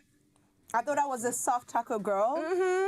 But these ones, that crunch just added to the experience. I told you, there's Wow. something about the corn taco that just takes it to a whole nother level. But listen, we're here for flour as well. You Yeah. know? I If you like don't the soft discriminate. life, then the flour taco's for you. But I also feel like this is a great snack. It's not too big, not overwhelming, but also filling. Lovely. Yeah. I agree. All right. Size does matter. So Definitely. these three, Always. the three works together beautifully. Yeah, for sure. Zanele, what kind of taco girl are you? Soft or crispy? Call me corny, but anything that has to do with the corn and the crunch, please. I'm definitely on the side of crunching. I feel like it gives a little bit of an experience. You see, when it's soft bread. So now, when it's crunching, I feel like it's an experience, guys. So I'm definitely on that side. My I think girl. I've been converted My from soft to girl. hard. Absolutely. I absolutely love these. They're so good. Zanele, what is still to come on your Feel Good Breakfast Show? Oh, listen, friends, you need to make sure you do not go anywhere. Mzansi, we have got the most beautiful lady. I am so excited. We actually need to get into some of the comments that you left in terms of her very first performance. But Sonique is going to be in the building yet again, doing the things that need to be done for us to wrap up the show in style. So stick around. We're going to take a short break. When we come back, all of the Sonique magic you need in your life.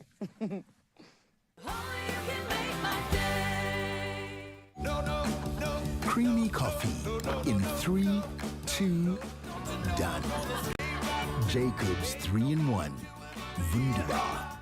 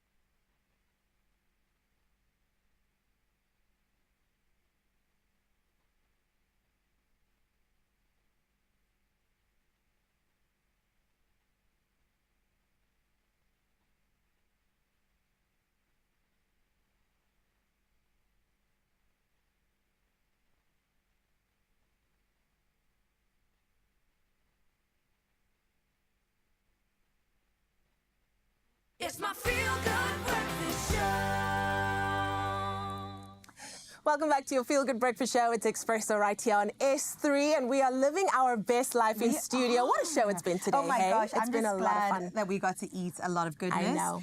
Prawn tacos, masala steak tacos. Listen, doesn't get better than that. We are ready right now for either a Mexican restaurant or marriage, one of the two of them, whichever comes first. Well, I don't know. I've got a couple of weeks till I do one of those. Wish me all the luck. But right now, we're wishing you luck because we don't want you to miss out on the Powerball jackpot estimate at a mind-blowing 124 million rand this Tuesday. So please don't delay. All you have to do is play right now. Exactly. Buy your tickets now in store on nationallottery.co.za. You can also use the mobile app. You can use cell phone banking, or you can simply dial *120*7529# for USSD. Oh, simple, easy, lemon squeezy. We posted all the details on our Expresso social media pages. Please go and check them out. And then Panda Pusha Play Powerball for, once again, that estimated 124 million jackpot today. And stand a chance to be a multi-millionaire today. We absolutely love it. But do you know what else I love? Tell me. A little bit of music in my life. Let's get into it. I love it. Ooh, the singing has started, darling. And of course, it is the gorgeous Sonique who's going to be ending things off for us. But Mzansi, you're obsessed with this girl because the comments on our beautiful Facebook page, my goodness. Tabang Kapane, listen to this, Sonique, said, nice performance. Juanita Swartz said, wow, she's good. Someone else came through and said, very impressive. Josephine came through with some sparkling hearts. And then it was Almaray Prince who said, wow, beautiful. And then this is the showstopper. This one from Nyameko Petela says, wow, what a performance. It was like I was listening to Adele. So we have our very own Adele ending off the show for us today, everybody. Please give it up, rather, for Sonique with My Calling.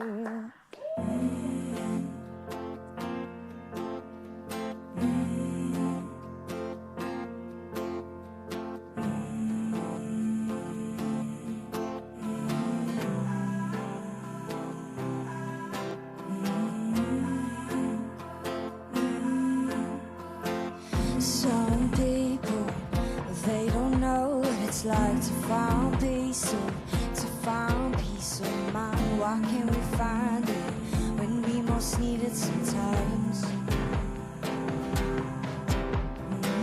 Confined emotions can't always hide behind. Better to face them than to feel confined. My mind a temple, it ain't a prison mind. So simple for us all the time.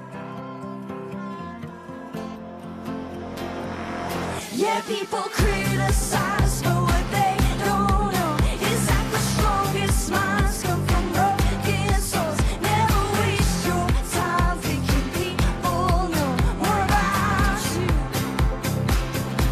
than you do.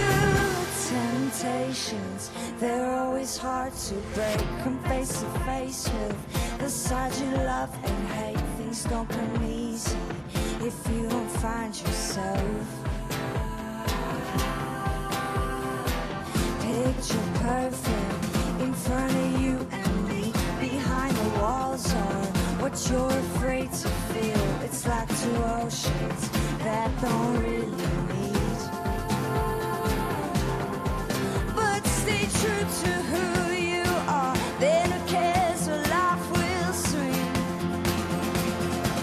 Yeah, people criticize for what they don't know. Is that the strongest minds come from broken souls? Never waste your time thinking people know more about you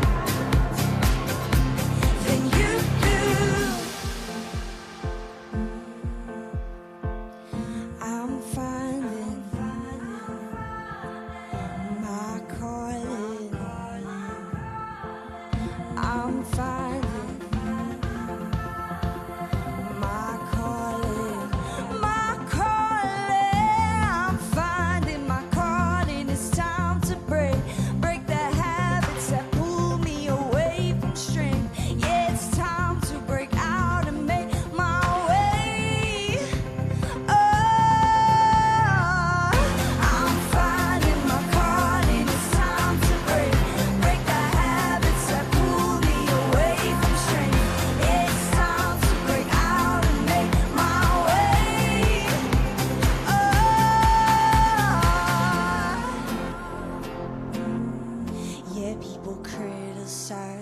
what they don't know is that the strongest minds come from broken souls. Never waste your time thinking people know more about you than you do. It is the name you must not forget. It is Sonique, and she is so unique and so beautiful. My Cape Town family, are you not feeling inspired to go into your day and just like, you know, be as incredible as Sonique? Wow, Oh with my a voice like that. Jeez. Amazing. I said, is it Friday? What Come is on. happening? So Nikki did such an incredible job. We were jamming right here in the Mother City, but we have to just congratulate our girl one more time. Zanele, we are so proud of you. This award is so well deserved, and we can't wait to see you when you come back to Cape Town so we can give you all the love. We hope that you are celebrating this weekend. Thank you so much, my beautiful family. And please, can I tell you guys, this is literally something that I feel like belongs to everyone because you guys voted, but also I feel like you as my Expresso family make me the TV presenter that I am as well. So thank you from the bottom of my heart for being the best family. Thank you for teaching me, for loving me, for being patient with me, and I appreciate you all so much. Deserving. So deserving. And so humble as well. She is. Love to see it. In case you missed it, that was, of course, Presenter of the Year at the Basadi Music Awards that happened. Yes, it's congratulations from everything. You know, we want to celebrate. the Basadi Music Awards, and Zanele walked away with Best Presenter. We love you, Zan, and congrats once again. I love you too. Lee, thank you so much for joining us today. Thank you, baby. You guys are sneaky. Yeah. Oh, I love you guys. Thank you, my family. We love you. And we love you, Lee. Thank you for joining us today. Thank you so much for always being so warm and welcoming to everyone. Also those that are behind the scenes as well. Like one thing that I love about this Expresso Show family, it doesn't matter if you were here 6 hours ago, 6 days ago, 6 years ago. Everyone is still the same, super kind, super lovely. So thank you for always welcoming me with open arms. No flowers for me? Okay, do that. No flowers. Okay, it's coming. Next time. Okay. Come back. And Peter, thank you for joining us. I love you guys so We'll much. see you soon with more entertainment. Yes, please. of course. Otherwise, we'll catch him on Sundays on Good Hope. Catch Leanne every day on Good Hope between 9 to 12. Myself between 12 and 3. Just having a fantastic time. Zanele, goodbye. Bye, Zanele. We love you. I love you, family. Thank you again. Expresso fam, we'll see you tomorrow. It is a Wednesday. We're halfway to the weekend, baby. Goodbye. Ciao.